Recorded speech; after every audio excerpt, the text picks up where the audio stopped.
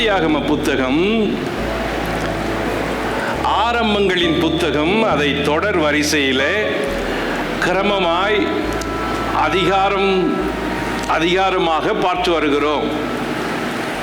ஏற்கனவே பல செய்திகளை ஆதியாகம புத்தகத்திலே நாம் பார்த்தோம்.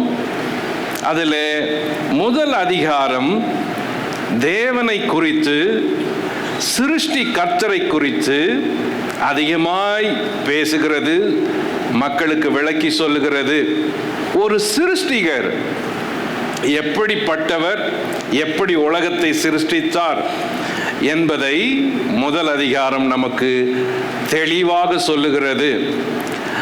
அதிகமாக திரும்ப திரும்ப அந்த அதிகாரம் நமக்கு சொல்லுகிற செய்தி, தேவனாகிய கர்த்தர், அந்த தேவனாகிய கர்த்தர் எப்படி உலகத்தை சிருஷ்டித்தார், அதை சிருஷ்டித்து எப்படி பார்த்தார். ஒவ்வொரு நாளும் அவர் சிருஷ்டிக்கும் பொழுது அதன் முடிவில் நல்லது என்று கண்டார்.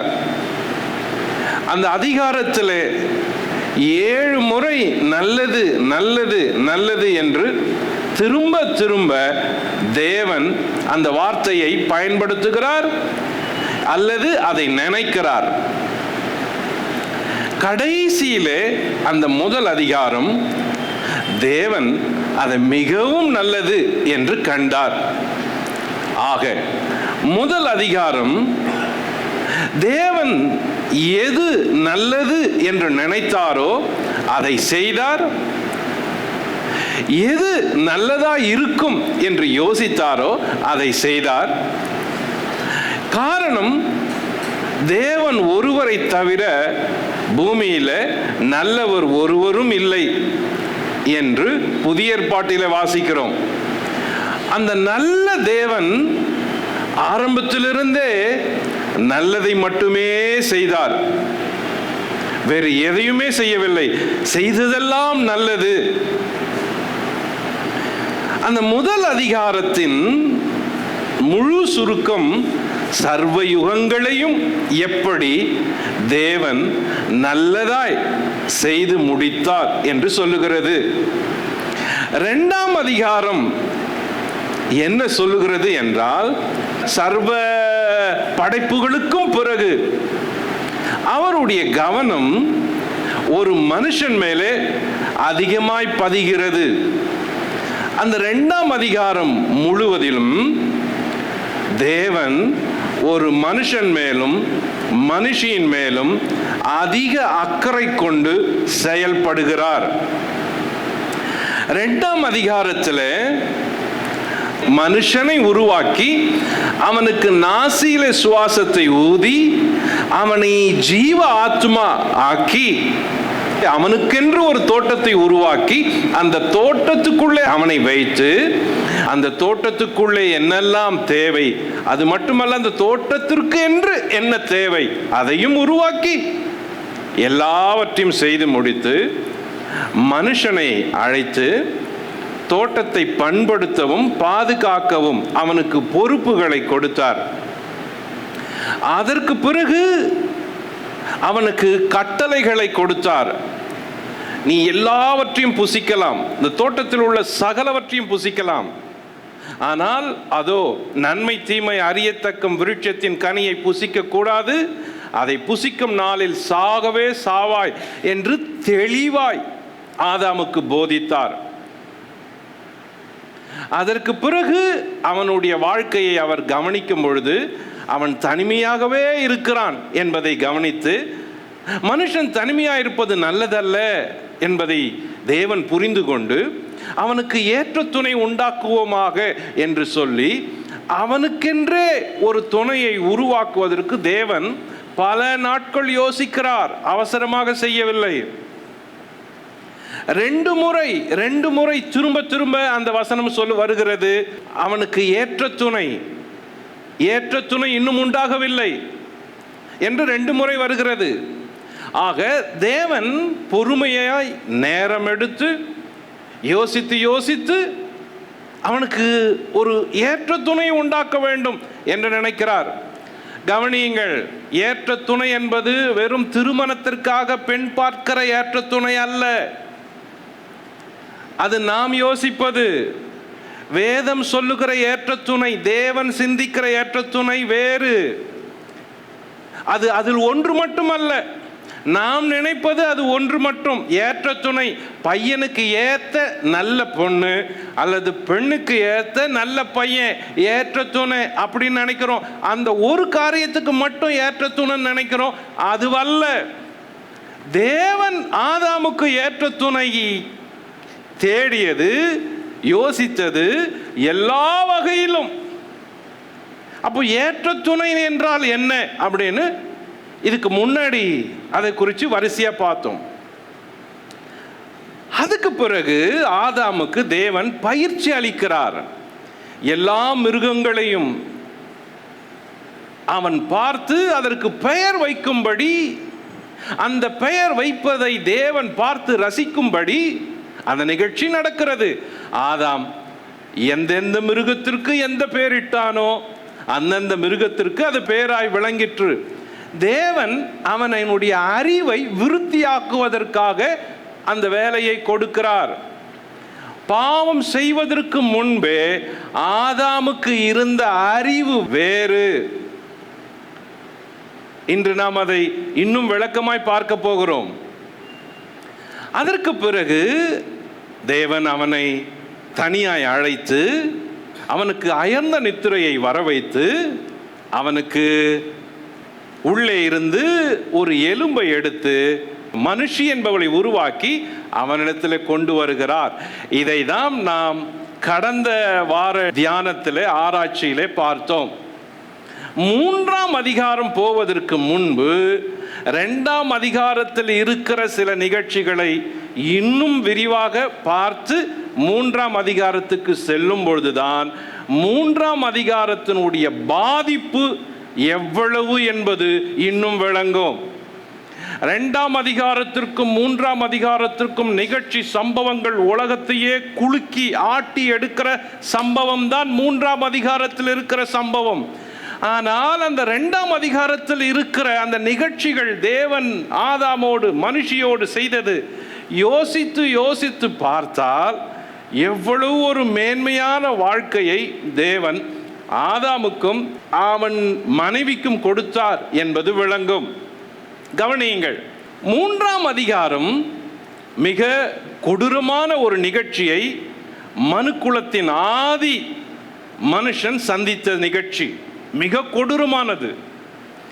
அந்த நிகழ்ச்சி மட்டும் நடக்கவில்லை என்றால் முழு மனுக்குலத்தின் வாழ்க்கையின் சுபாவங்கள், வாழ்க்கையின் நிகழ்ச்சிகள் வேரோடு மாற்றப்பட்டிருக்கும்.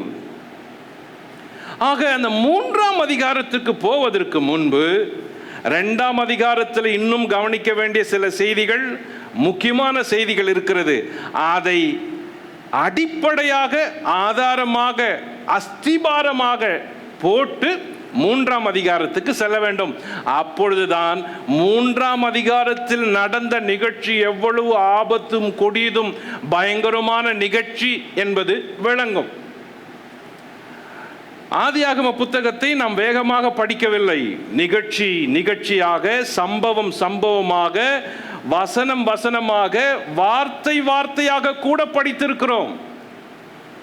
ஆக இந்த முதல் அதிகாரத்தையும் 2ஆம் அதிகாரத்தையும் நாம் பார்த்து வருகிற இதே வேளையிலே 3ஆம் அதிகாரத்தை துவங்கலாம். ஆனால் அங்கே துவங்குவதற்கு முன்பு இங்கே முடிக்க வேண்டிய, கவனிக்க வேண்டிய, கூர்ந்து கவனிக்க வேண்டிய, ஆழமாய் பார்க்க வேண்டிய இன்னும் சில சம்பவங்கள் உண்டு. அதை கவனித்து விட்டு 3ஆம் அதிகாரத்திற்கு வர வேண்டும். ஆதியாகம புத்தகம் மனுஷன் பாவம் செய்வதற்கு முன்பு ஆதாம் ஏவாள் வாழ்க்கையின் நிலையை குறித்து சொல்லுகிறது. மனுஷன் பாவம் செய்வதற்கு முன்பு, அப்படி என்றால் அது ஒரு வாழ்க்கை, அது ஒரு வாழ்க்கை முறை, வாழ்க்கை நிலை. அது மிக முக்கியமான ஒன்று. ஆக என்ன நடந்தது? முதலாவது வரிசையாக பார்த்து பிறகு உள்ளே நிகழ்ச்சிகளிலே செல்லலாம். நம்பர் 1, தேவனும் மனுஷனும் பாவம் செய்வதற்கு முன்பு இருந்த நிலை, பாவம் செய்வதற்கு முன்பு இருந்த நிலையை கிரமமாய் கவனிப்போம். நம்பர் 1, தேவனும் மனுஷனும், காட் அண்ட் மேன். ரெண்டாவது, தேவனும் மனுஷியும், காட் அண்ட் உமன். நம்பர் 3, மனுஷனும் மனுஷியும், மேன் அண்ட் உமன். நம்பர் 4, மனுஷனும் குடும்பமும், மேன் அண்ட் ஃபேமிலி. நம்பர் 5, தோட்டமும் விருட்சமும், கார்டன் அண்ட் ஃப்ரூட். 3ஆம் அதிகாரத்திற்கு போவதற்கு முன்பு இந்த 2ஆம் அதிகாரத்தில் இருக்கிற சில முக்கிய சம்பவங்களை நாம் கவனித்தாக வேண்டும்.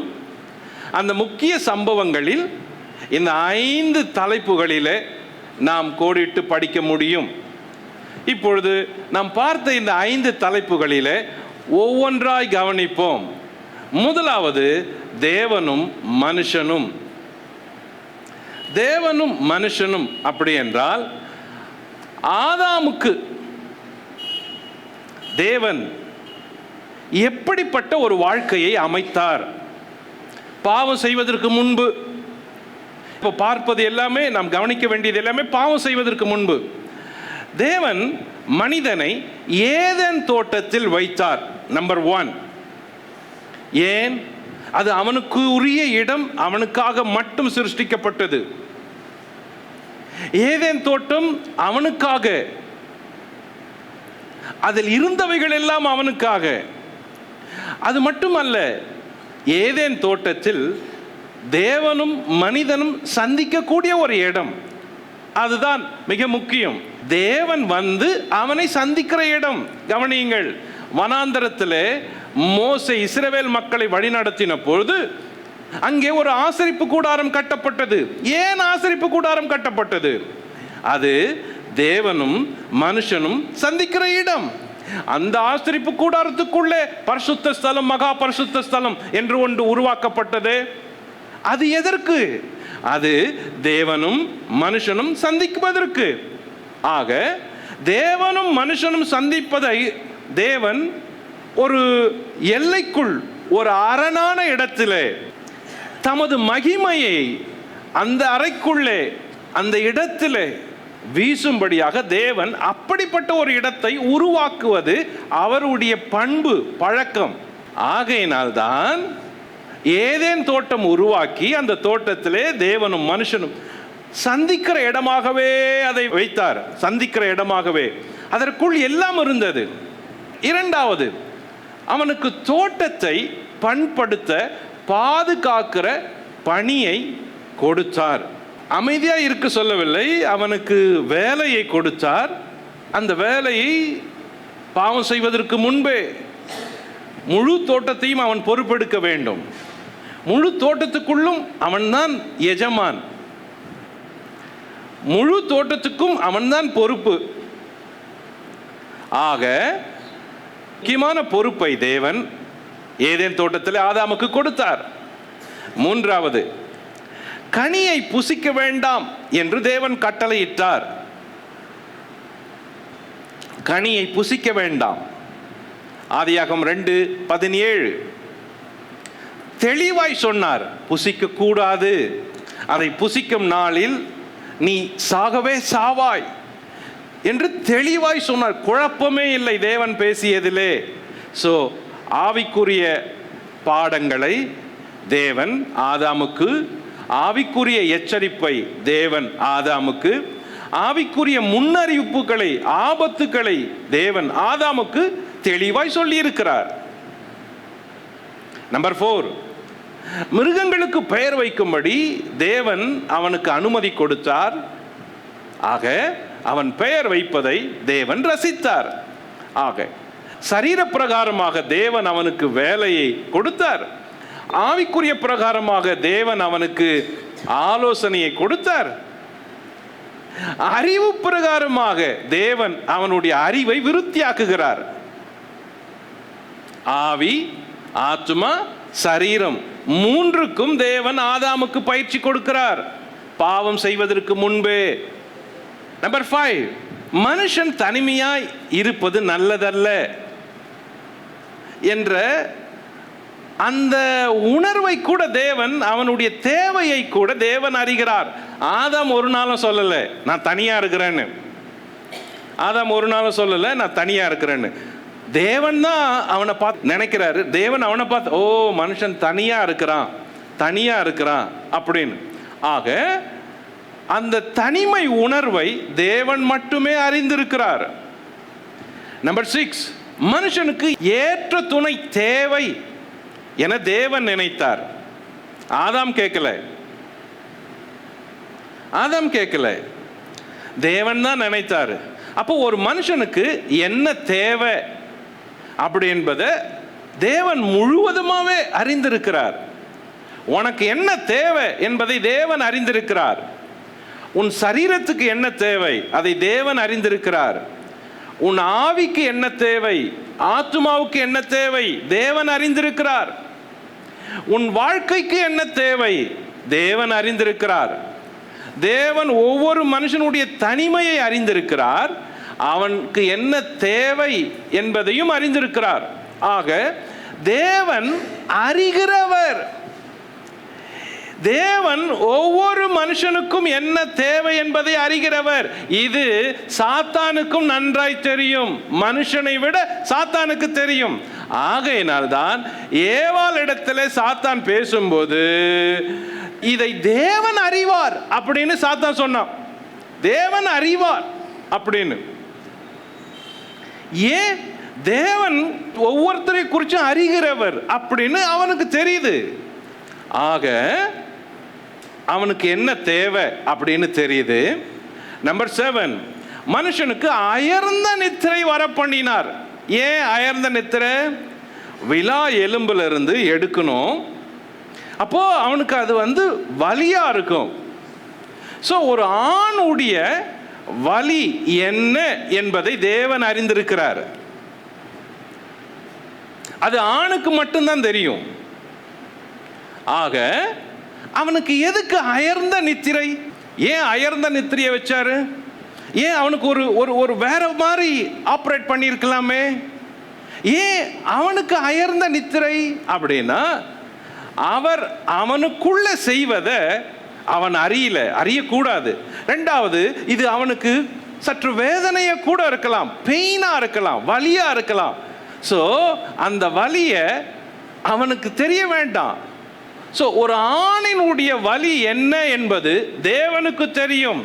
அந்த வலியை அவன் தாங்க முடியாது போனால் அதற்கு தேவன் பொறுப்பாக முன்கூட்டியே அவனுக்கு அயர்ந்த நித்திரையை கொடுக்கிறார். அந்த நித்திரை எதை சொல்லுகிறது என்றால், மகனே உனக்கு வலி ஏற்படுவது நீ உணரக்கூடாது. காரணம், நான் உனக்குள்ளே உன்னோடு உன்னை குறித்து உனக்காக எதையெல்லாம் செய்கிறேனோ அதை நீ வலியாக நினைக்கவே கூடாது. உன் வாழ்க்கையிலே நான் உனக்காக செய்கிற ஆயத்தங்களை நீ வலியாக நினைக்க கூடாது. உன் வாழ்க்கையில உனக்கென்று நான் ஏற்படுத்த போகிற காரியங்களை நீ வலியாக நினைக்காதே, வலியாக உணராதே.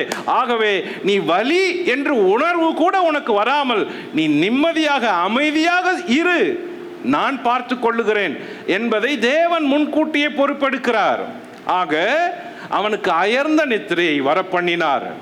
நம்பர் 8, மனுஷனுடைய விலாவில் ஒன்றை எடுத்தார். ஏன் மனுஷனுடைய விலாவில் எடுக்கணும்? கால்ல இருந்து எடுத்திருக்கலாமே, ஈஸியா இருக்கும். கால் எலும்புல இருந்து ஏவாளை எடுத்திருந்தா எல்லாரும் சொல்லி இருப்பாங்க, அவ கால் எலும்புல இருந்து வந்தா, ஆணுடைய கால் எலும்புல இருந்து வந்தா, ஆகையினால அவ ஆணுக்கு அடிமை அப்படின்னு சொல்லி இருக்கலாம். அதனால தேவன் மனுஷனுடைய காலில் இருந்து ஏவாளை எடுக்கல. ஒருவேளை தலையிலிருந்து எடுத்திருக்கலாம்.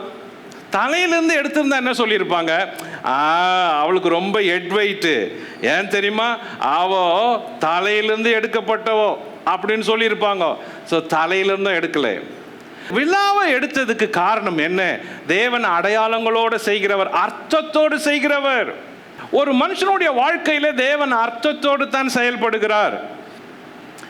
விலா விலா எலும்பு என்பது அது ஒருவனுடைய இருதயத்தை பாதுகாப்பது.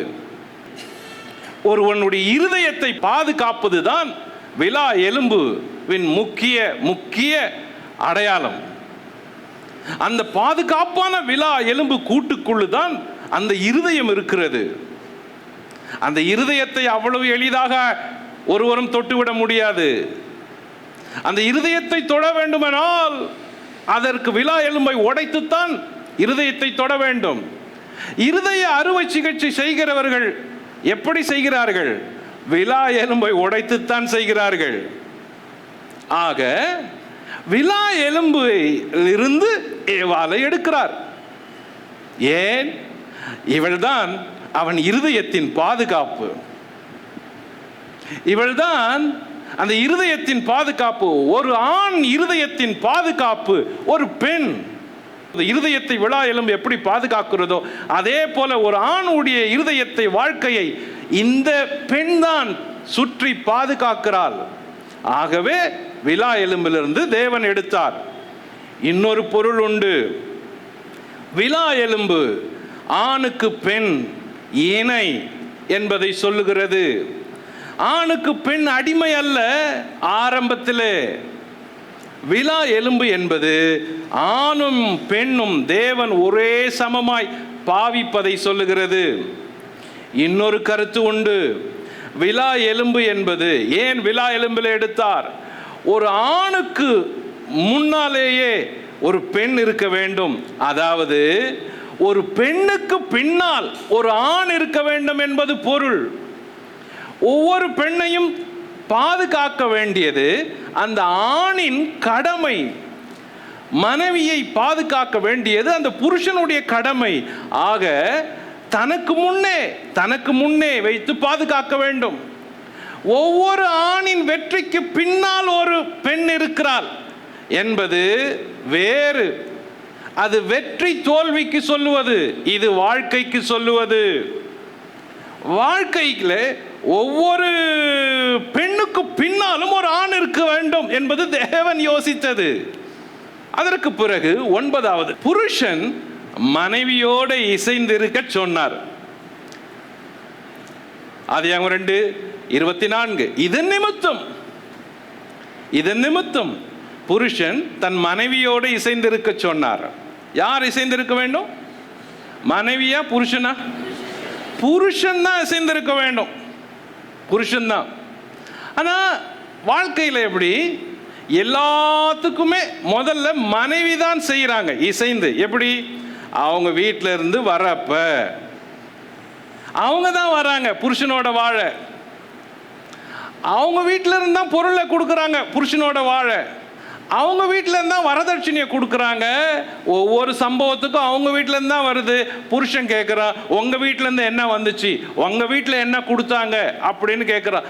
ஆரம்பத்தில் எப்படி இருந்துச்சு சொல்கிறேன். இந்த நாட்களில் மனைவி வீட்டில் இருக்கிறாங்க, புருஷன் வேலைக்கு போகிறாரு. அந்த நாட்களில் புருஷன் வீட்டில் இருப்பார், ஆண் வீட்டில் இருப்பான், பெண் வேலைக்கு போவாங்க. எப்படி? மோசே எகிப்திலிருந்து ஓடி வந்துட்ட பொழுது துறவாண்டையில் உட்கார்றான். அங்கே ஸ்திரீகள், பெண்கள் எல்லாம் ஆடு மேய்ச்சிட்டு இருக்கிறாங்க. அப்போ அங்கே இருக்கிற ஆடு மேய்க்கிற பெண்களுக்கு மோசே தண்ணீர் காட்டி, அந்த ஆடுகளுக்கு தண்ணீர் காட்டி உதவி செய்கிறான். அவங்க அப்பா வீட்டில் இருக்கிறாரு. இந்த பிள்ளைங்க வீட்டுக்கு போகிறப்ப ஏன் இவ்வளோ சீக்கிரம் வந்தீங்கன்னு கேட்குறாரு. அவங்க சொல்கிறாங்க, எங்களுக்கு ஒருத்தர் உதவி செஞ்சான்னு. ஏன் ஆண்கள் வீட்டில் இருந்தாங்கன்னா அந்த நாட்களில் அவங்களுடைய உடைமைகளை பாதுகாக்க வேண்டிய பொறுப்பு ஆண்களுக்கு இருந்துச்சு. அதனால் வெளியே பெண்கள் போய் வேலை செஞ்சாங்க. ஆனால் வீட்டில் உடைமைகளையும் பொருட்களையும் கூடாரங்களையும் பாதுகாக்க வேண்டி இருப்பதனால ஆண்கள் வீட்டில் இருந்தாங்க. ஆக ஆரம்ப நாட்களில் ஆண்கள் வீட்டில் இருந்தாங்க, பெண்கள் வேலை செஞ்சாங்க. இப்போ அப்படியே ரிவர்ஸ், பெண்கள் வீட்டில் இருக்கிறாங்க, ஆண்கள் வேலை செய்கிறாங்க. அதே மாதிரி இன்னொரு காரியம், அந்த நாட்களில் ஆண்கள் சமைச்சாங்க, பெண்கள்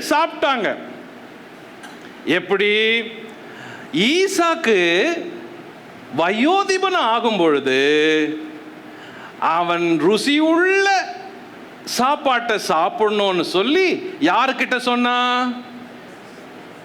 ரெபெக்கா வீட்டில் இருந்தாங்க. ஆனா ஏசா கிட்ட சொன்னா. அப்போ ஆண் சமைக்க தெரியுது, ஆண் சமைச்சாங்க. தேவ தூதர்கள் வந்தப்ப ஆபிரகாம் சொன்னாரு, வெயிட் பண்ணுங்க, சமைச்சு எடுத்துட்டு வர கொடுக்குறோம், சாப்பிட்டு போங்க அப்படின்னாங்க. ஸோ ஆண்கள் சமைச்சாங்க, பெண்கள் சமைக்கல. ஆனா இந்த நாட்கள் என்ன நடக்குது? ஒரு சகோதரிய திருமணம் பண்ணிட்டா அந்த மனைவி வாழ்க்கை எல்லாமே சமையல் அறையிலே செலவிடுது. அவங்க வாழ்க்கை ஆல்மோஸ்ட் சமையல் அறையிலே போகுது. காலையில் சமைக்கணும், பகல் சமைக்கணும், இரவு சமைக்கணும். இந்த 3 வேளையில நடுவில் இன்னொரு குட்டி சமையல் சமைக்கணும். யாராவது வந்தா சமைக்க.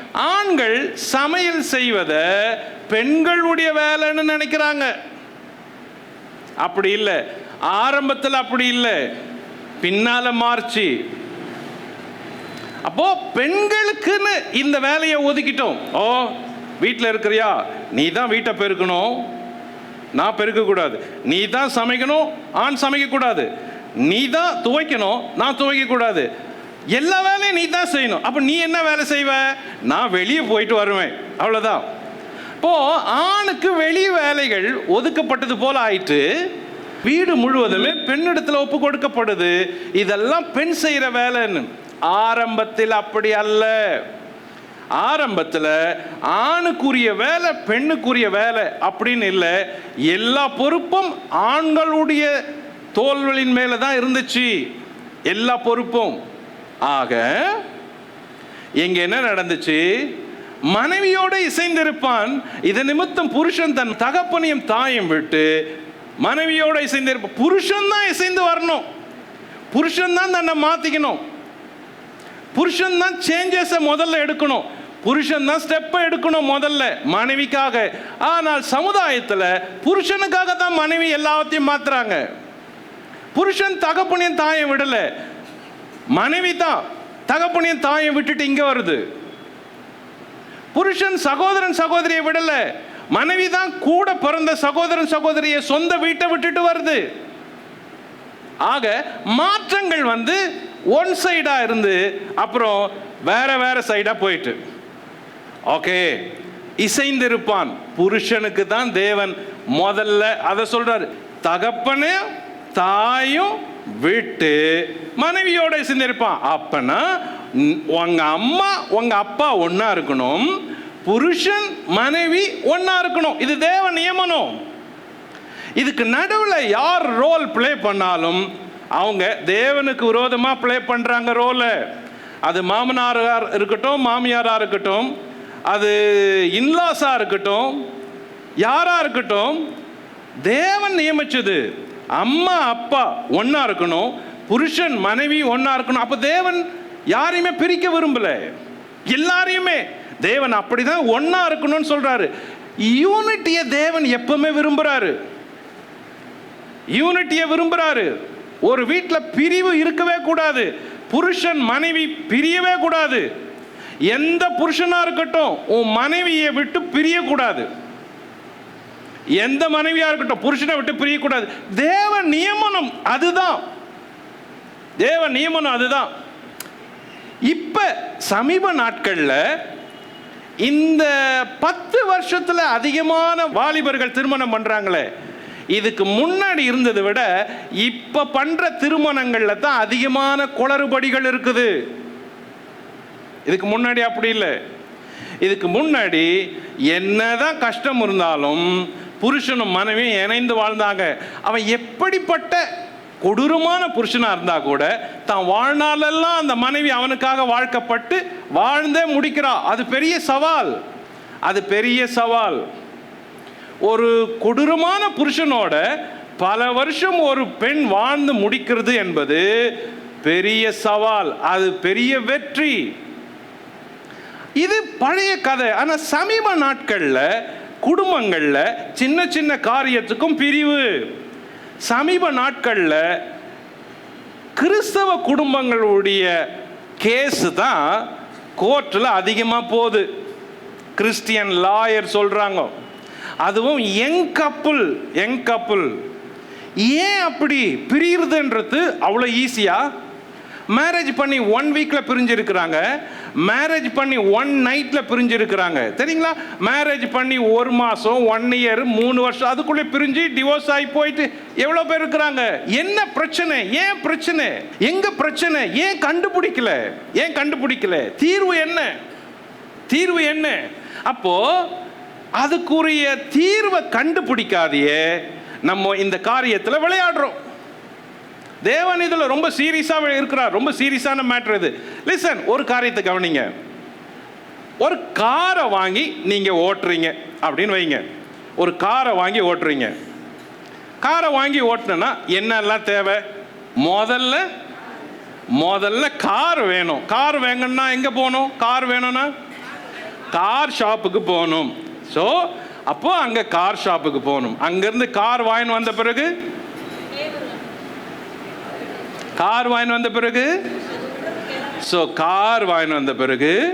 உங்களுக்கு கார் கூடவே காரை எப்படி ஓட்டுறது அப்படின்னு மேனுவல் இருக்குது. லைட் எங்க இருக்குது, கீஸ் எங்க இருக்குது, எப்படி கியரை போடணும் லைட்டா. ஸோ மேனுவல் கூட இருக்குது. Okay, car manual. கார்ல ப்ராப்ளம் வந்துட்டா சர்வீஸ் எங்க விடணும்? கார் கம்பெனி சர்வீஸ் எதுவோ அந்த சர்வீஸில் விடணும். அந்த சர்வீஸில் விடலைன்னா வேற சர்வீஸில் எடுத்தால் வேற ப்ராப்ளம். அந்த பிராண்ட் காரை, அந்த கம்பெனி காரை, அந்த கம்பெனி சர்வீஸ்காரன் எடுத்தாதான் அவனுக்கு தெரியும். ஏன்? அவனுடைய காரு, அவனுடைய கம்பெனி, அவனுடைய சர்வீஸ், அவனுடைய மேனுஃபேக்சர், அவனுடைய மேனுவல், டோட்டலாக அவனது. ஓகே, காருடைய மேனுவல், அப்புறம் காருடைய சர்வீஸ் சென்டர், இது தெரிஞ்சிருக்கணும். அதுக்கப்புறம் காரு ஓட்டுறதுக்கு டிரைவிங் லைசன்ஸ் வேணும். லைசன்ஸ் இல்லைன்னா காரை ஓட்ட முடியாது. ஓகே, லைசன்ஸ் இருக்குது. அதுக்கு பிறகு என்ன? கார் டிரைவிங் தெரியணும். டிரைவிங்க தெரியாத கார் ஓட்டுறது எப்படி இருக்கும்? டிரைவிங் தெரிஞ்சிருக்கணும், லைசன்ஸும் இருக்கணும். லைசன்ஸு இல்லை, டிரைவிங் தெரியல, ஓட்ட முடியாது. ஓகே, டிரைவிங் தெரியும், லைசன்ஸ் இல்லை, கார் ஓட்ட முடியாது. சரி, அப்படியும் மீறி ஓட்டுறேன்னு வைங்க. கார் ஓட்டுறதுக்கு என்ன வேணும்? பெட்ரோல் வேணும். இவ்வளவு இருந்தாதான் காரு நீங்க ரோட்ல ஓட்ட முடியும். இதுல எது இல்லைனாலும் ப்ராப்ளம். இதுல எங்க தப்பு நடந்தாலும் ப்ராப்ளம். இப்போ இந்த கார் ஓட்டுறது ஒருத்தர், செய்யறது ஒருத்தர். ஆனா 2 பேருக்கும் தொடர்பு இருக்குது. செய்யறது ஒருத்தர், ஓட்டுறது ஒருத்தர். செய்யறதுக்கு என்ன வேணும்? எல்லாம் அவங்க கிட்ட இருந்துச்சு, செஞ்சாங்க. ஓட்டுறதுக்கு என்ன வேணும்? ஓட்டுறவருக்கு லைசன்ஸ் வேணும், ஓட்ட தெரியறதுக்கு நாலேஜ் வேணும், வண்டி ஓடுறதுக்கு ஃபியூல் வேணும், ரிப்பேர் ஆயிட்டா எங்க எடுத்துட்டு போய் விடணும் அப்படின்னு தெரிஞ்சிருக்கணும். ஒரு காருக்கு இவ்வளோ சிஸ்டமேட்டிக் காரியங்கள் இருக்குது. இதுதான் ஃபேமிலிக்கும். உங்க வாழ்க்கையில் உங்க ஃபேமிலி மேனுஃபேக்சர் பண்ணது யாரு? லார்ட் ஆல்மைட்டி, ஜெகோவா ஆல்மைட்டி கம்பெனியில தான் ஃபேமிலி மேனுஃபேக்சர் பண்ணப்பட்டது. ஸோ அந்த பிராண்ட்ல ஏதாவது ப்ராப்ளம் ஆயிட்டா அவர்கிட்ட தான் போகணும். அப்போ மேனுவலை படிக்கணும். மேனுவல் எது? இதுதான் மேனுவல். இந்த மேனுவல் படிக்கலன்னா கார்ல என்ன பிரச்சனை, என்ன செய்யணும், எப்படி ஓட்டணும்னு தெரியல.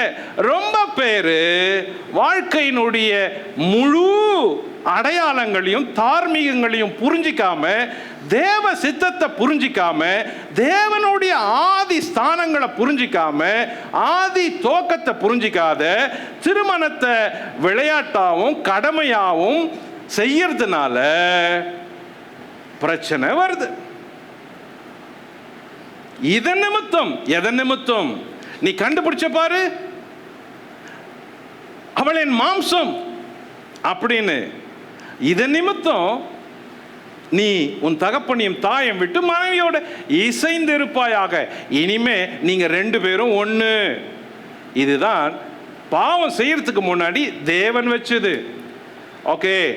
நம்பர் 10, அவர்கள் நிர்வாணிகளா இருந்தும் வெட்கப்படாதிருந்தார்கள். நிர்வாணிகளா இருந்தாங்க, வெட்கப்படலை. 2ஆம் அதிகாரம் கடைசி வசனம் அப்படி சொல்லி முடிக்குது. ரொம்ப முக்கியமான வசனம் அது. இது இது இது இது ரொம்ப முக்கியமான வசனம்னு எப்படி சொல்றேன் கேளுங்க. அவர்கள் நிர்வாணிகள், ஆனா வெட்கமே படலை. அந்த மாதிரி ஒரு சூழ்நிலையில அவங்க வாழ்ந்தாங்க பாவம் செய்யறதுக்கு முன்னாடி. இந்த 10ம் ஆதாமுக்கு பாவம் செய்வதற்கு முன்பு ஆதாமும் தேவனும் இணைஞ்சு அவங்க வாழ்க்கையில் என்ன நடந்துச்சு அப்படின்னு சொல்லுது. நம்பர் 2, தேவனும் மனுஷியும். முதல் தலைப்பை பார்த்தோம், தேவனும் மனுஷனும் ஆதாமும். நம்பர் 2, தேவனும் மனுஷியும், God and women. So God and women என்ன சொல்லுது? நம்பர் 1, ஏவாள் பொருத்தமான துணை, அவள் சூட்டபிள் பார்ட்னர், ஏற்ற துணை. அதுல காம்ப்ரமைஸே ஆகல. தேவன் காம்ப்ரமைஸே ஆகல. God is a match maker. Match எதை வச்சு மேட்ச் பண்றாரு? எதுவுமே இல்லை. இதுக்கு டைம் எடுத்து மேட்ச் பண்றாரு. அதுவும் சூட்டபிள் பார்ட்னர், ஏற்ற துணை, ஹெல்ப்பர், சூட்டபிள். அதை தான் தேவன் தேடுறது, காலம் எடுத்து, டைம் எடுத்து. நம்பர் 2, ஏவாள் உதவி செய்யும் துணை, ஹெல்பிங் பார்ட்னர். ஹெல்பிங் பார்ட்னர் தேவன் அப்படிதான் ஏவாளை உருவாக்குறாரு. நம்பர் 3, ஏவாளை குறிச்சி, ஏவாள் உடன் இருக்கும்படியான பார்ட்னர், ஸ்டேயிங் பார்ட்னர். ஆதாமே நீ எங்க இருக்கிறாய் அப்படின்னு கேட்டாரு. நிர்வாணியா இருக்கிறவன்னு ஒளிஞ்சுக்கிட்டோம். நீ நிர்வாணின்னு உனக்கு சொன்னது யார் அப்படின்னு கேட்டுட்டு, நீர் என்னோட தங்கி இருக்கும்படி தந்தீரே மனுஷி, அவள்தான். அப்போ ஆதாமுக்கு தெரியுது, இவள் எப்பவுமே என் கூட தங்கி இருக்கணும், தங்கி இருக்கிறவ, அதுக்காக தான் தேவன் கொடுத்தாரு அப்படின்னு தெரியுது. ஸோ ரைட்டா, சரியா ஆதாம் அதை புரிஞ்சு வச்சிருந்தான். ஏவாள் ஆதாமோட கூட இருக்க வேண்டிய பார்ட்னர். நம்பர் 4, ஏவாள் தேவனால் அழைத்து கொண்டு வரப்பட்டவள். கவனிங்க, இப்போ அந்த 2ஆம் அதிகாரம் 21ஆம் வசனத்துக்கு வாங்க. 2ஆம் அதிகாரம். அப்பொழுது தேவனாகிய கர்த்தர் ஆதாமுக்கு அயர்ந்த நித்திரையை வர பண்ணினார். அவன் நித்திரை அடைந்தான். அவர் அவன் விலா எலும்புகளில் ஒன்றை எடுத்து அந்த இடத்தை சதையினால் அடைத்தார். தேவனாகிய கர்த்தர் தாம் மனுஷனில் எடுத்த விலா எலும்பை மனுஷியாக உருவாக்கி அவளை மனுஷியிடத்தில் கொண்டு வந்தார். ஆதாமுக்கு என்ன நடக்குதுன்னு தெரியல, ஆனா அந்த எலும்புல அவர் உருவாக்கி அதை சதையினால அடைச்சு 2 பேரையுமே, ஒருத்தனுக்கு போன் இல்லை, எடுத்த போனு, அதனால சதையில் அடைக்கிறாரு. ஆணுக்கு ஏன் தெரியுமா? உனக்கு வெற்றிடம்னு எதுவுமே இருக்கக்கூடாது. No empty space. உன் வாழ்க்கையில் வெற்றிடமே இருக்கக்கூடாது. எல்லாத்தையும் ஃபில் பண்ணக்கூடிய ஒருவர் நான். நீ எழுந்து பார்க்குறப்ப, ஐயோ தேவன் என்னிடத்துலேருந்து எதையும் எடுத்துட்டாரு அப்படின்னு நீ சொல்லக்கூடாது. அதனால உன் வாழ்க்கையில் ஏதாகிலும் இல்லைன்னா அதை நிரப்பக்கூடிய ஒரே ஒரு தேவன் நான் மட்டும்தான். அதுதான் ஆதாமுக்கு தேவன் செஞ்சது. நான் ஃபில் பண்றேன், நான் நிரப்புறேன். ஆனா ஒண்ணு மகனே, உன் வாழ்க்கையில கேப்பே இல்லை, எம்டி ஸ்பேஸே இருக்கக்கூடாது, எதுவுமே நீ இழந்துட்ட அப்படின்னு நினைக்கவே கூடாது. பட் நான் fill பண்ணக்கூடியவர்.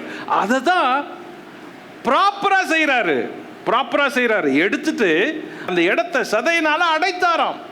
Perfect god, perfect creator, meaningful creator. ஒருவேளை அடைக்கலனா காலமெல்லாம் அது ஸ்பேஸா இருந்திருக்கும். என் கையில இருந்து ஒரு எலும்பை எடுத்துட்டாரு, அது அப்படியே ஸ்பேஸ் இருக்குதுன்னு. ஆனா தேவன் அதுக்கு இடமே கொடுக்கல. அவன் தூங்கி எழும்புறதுக்குள்ள அவனுடைய வெறுமை, அவனுடைய எம்டி ஸ்பேஸை தேவன் அடைச்சிதான் அவனை எழுப்புறாரு. அதை விட ரொம்ப முக்கியமானது, ஆதாம் தூங்கிட்டு இருக்கிறான், ஏவாள தேவன் செய்யறாரு, ஃபார்ம் பண்றாரு, ஷேப் பண்றாரு. காட் ரொம்ப அக்யூரேட்டா ஒர்க் பண்றாரு. இதுல கலைஞனை போல ஒர்க் பண்றாரு. அழகா ஏற்ற துணை. ஆதாம் எப்படி இருக்கிறான் அதே மாதிரி ஏவாள். ஆதாமுக்கு என்ன வேணும் அதே மாதிரி ஏவாள். ஆதாம் எதை விரும்புவான் அதே மாதிரி ஏவாள். ஆதாமுக்கு என்ன விருப்பம் அதே மாதிரி ஏவாள்.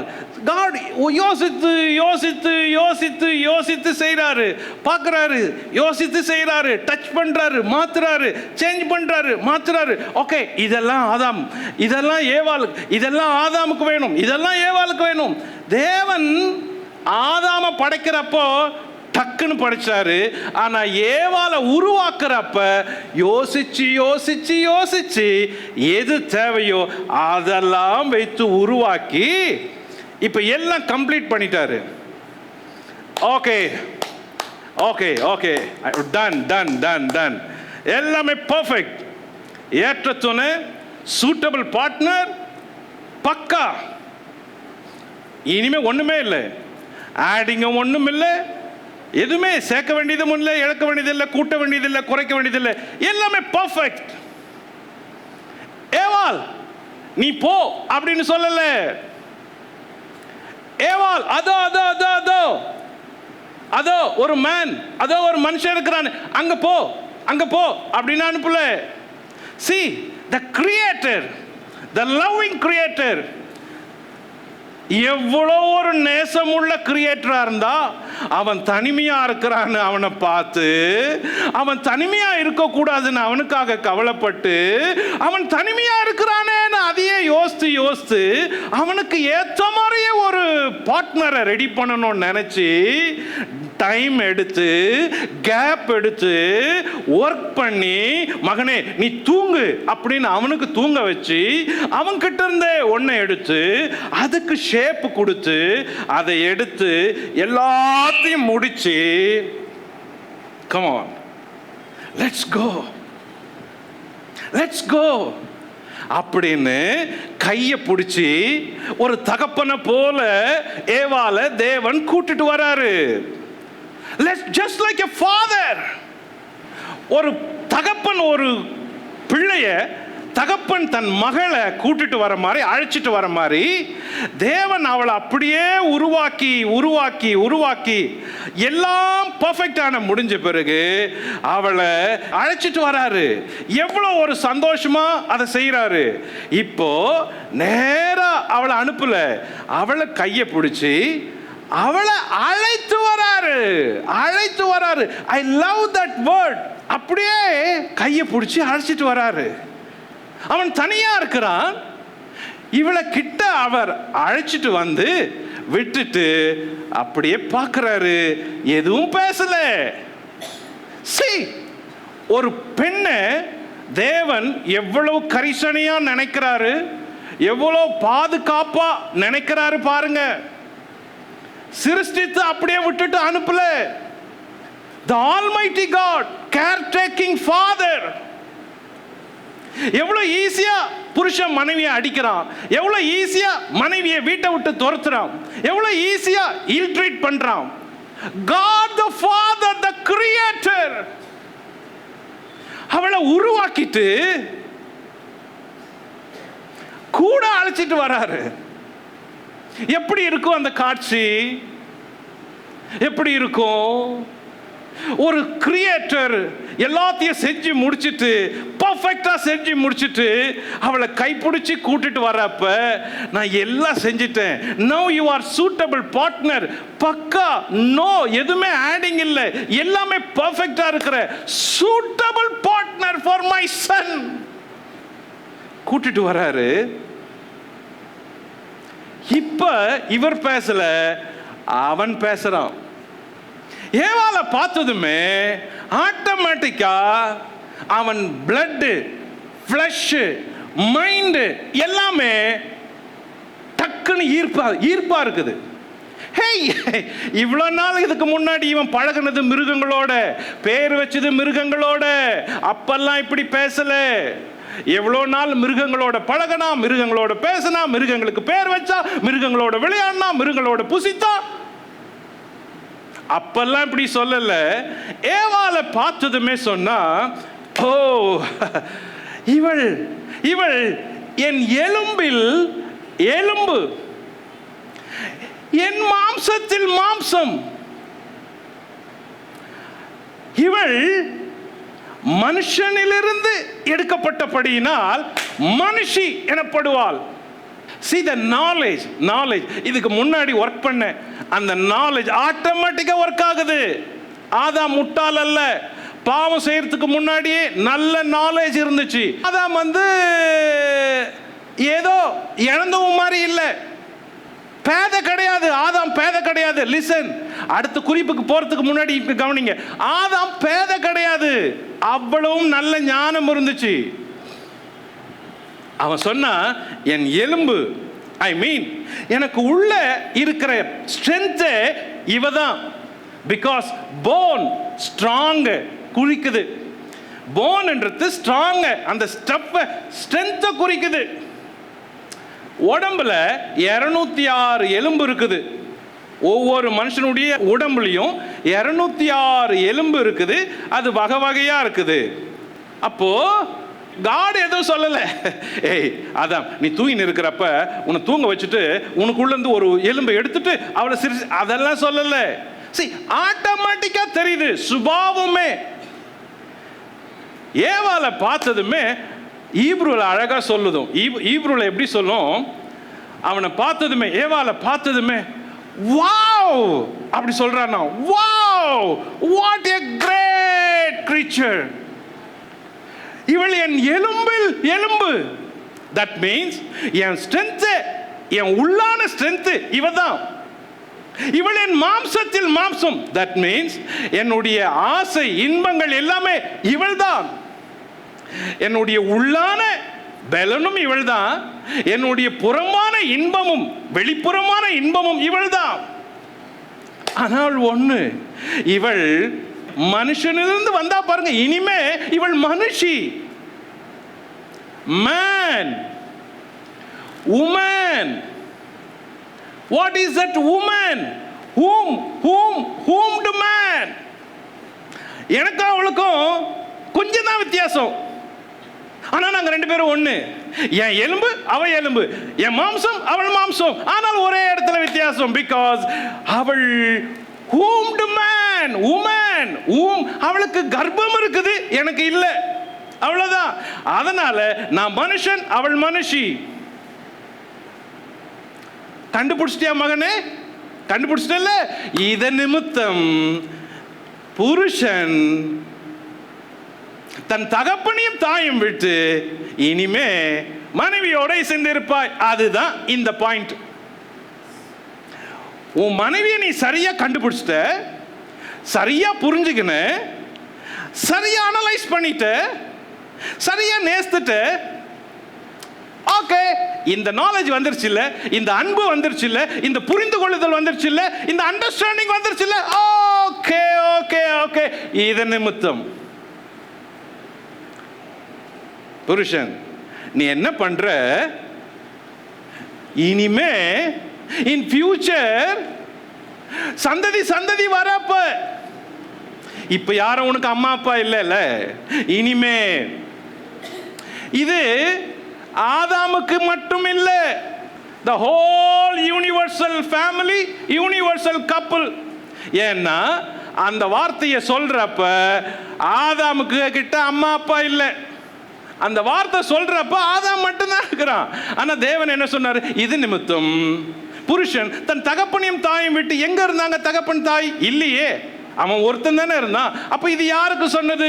இது இனிமே ஃபியூச்சர் ஃபேமிலி, வர போற ஃபேமிலி, இனி உனக்கு பின்னால வர எல்லா ஃபேமிலிக்கும் இதான் ரூல்ஸ். ஓகே, அவர்கள் ஒரே மாம்சமாய் இருப்பார்கள். இதுதான் தேவன் நினைச்சது.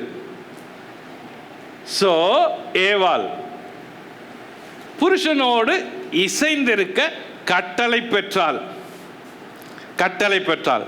அதனால இவ கைடட் பார்ட்னர். முதல்ல இதுக்கு முன்னாடி எப்படி சொன்ன ஏவாள? அவ நம்பர் 1 சூட்டபிள் பார்ட்னர் ஏவாள், நம்பர் 2 ஹெல்பிங் பார்ட்னர் ஏவாள், நம்பர் 3 ஸ்டேயிங் பார்ட்னர் ஏவாள், நம்பர் 4 கிஃப்டட் பார்ட்னர். அவரா கூட்டு வந்து கிஃப்டா கொடுத்துட்டு போனாரு. Number 5 guided partner. இனிமே இசைஞ்சு 2 பேரும் ஒண்ணா ஒருமிச்சு ஒர்க் பண்ண போறீங்க. ஆக இது ஏவாளை குறிச்சது. டாபிக் நம்பர் 3 மனுஷனும் மனுஷியும். ஆதியாகமம் 2ஆம் அதிகாரத்தில் இருக்கிறோம். 3ஆம் அதிகாரம் பாவம் எப்படி நடந்தது, பாவத்தை எப்படி செஞ்சாங்க, சாத்தான் எப்படி சோதிச்சான், எப்படி விழுந்தாங்கன்னு சொல்லுது. பாவம் செஞ்ச பிறகு ஒரு வாழ்க்கை துவங்குது. ஆனா பாவம் செய்யறதுக்கு முன்னாடி ஒரு வாழ்க்கை இருந்துச்சு. அதை தான் இப்ப நம்ம பார்க்கிறோம். அந்த பாவம் செய்யறதுக்கு முன்னாடி எப்படியெல்லாம் தேவன் வாழ்க்கையை அமைச்சாரு, குடும்பத்தை அமைச்சாரு, ட்ரீட் பண்ணாரு, அதை தான் பார்க்கிறோம். ஸோ நம்பர் 1 என்ன பார்த்தோம்?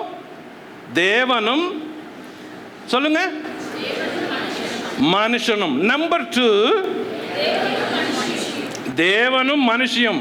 நம்பர் 3 மனுஷனும் மனுஷியும். இவங்களுக்குள்ள man and women. So man and விமனுக்கு என்ன இருக்குது? நம்பர் 1 இவள் என் எலும்பில் எலும்பு அப்படின்னு ஆதாம் சொன்னது. அடையாளம் என்ன? ஈக்குவாலிட்டி. நம்பர் 2 என் மாம்சத்தில் மாம்சம் அப்படின்னு ஆதாம் சொன்னது. பொருள் என்ன? நேச்சர். என் ஃப்ளஷ் அவ ஃப்ளஷ், அவளுக்கு இன்பம் நானு, எனக்கு இன்பம் அவள்.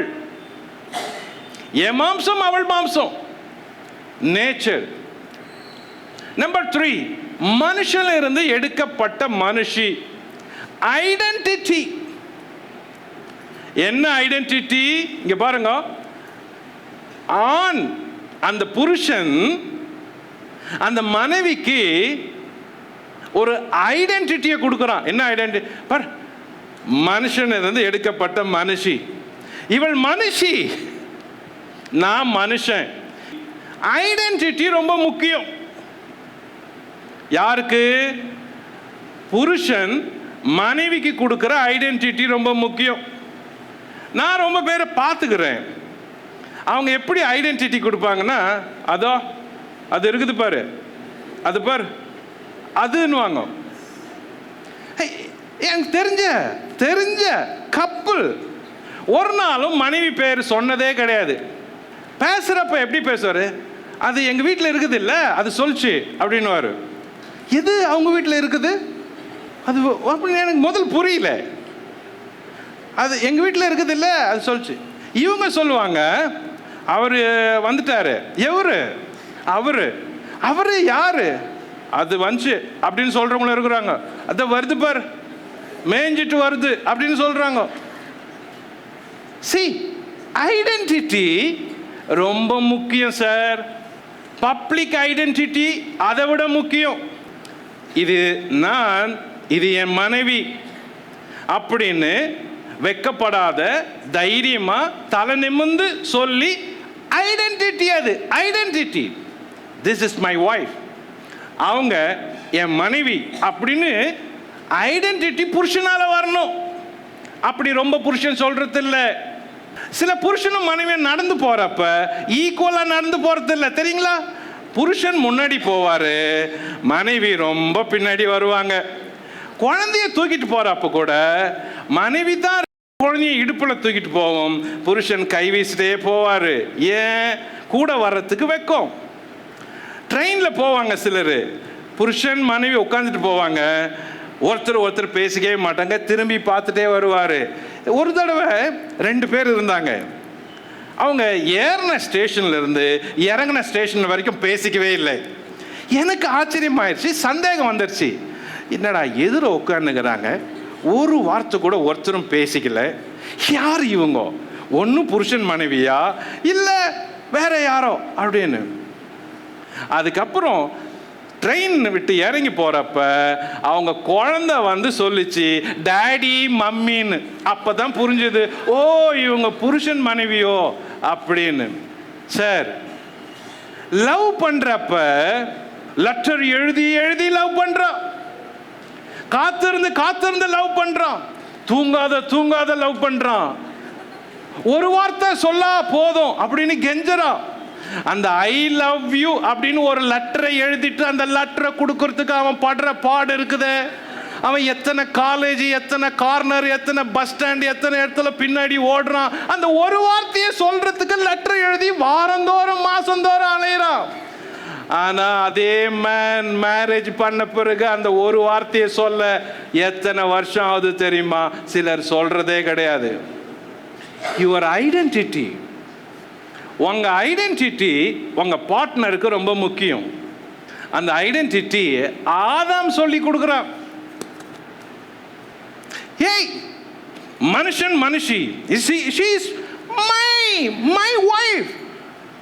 அந்த ஐடென்டிட்டியை எப்பவுமே சந்தோஷமா சொல்லணும், அது ரொம்ப முக்கியம். இப்போ ஏவாளுக்கு எதுவுமே தெரியாது,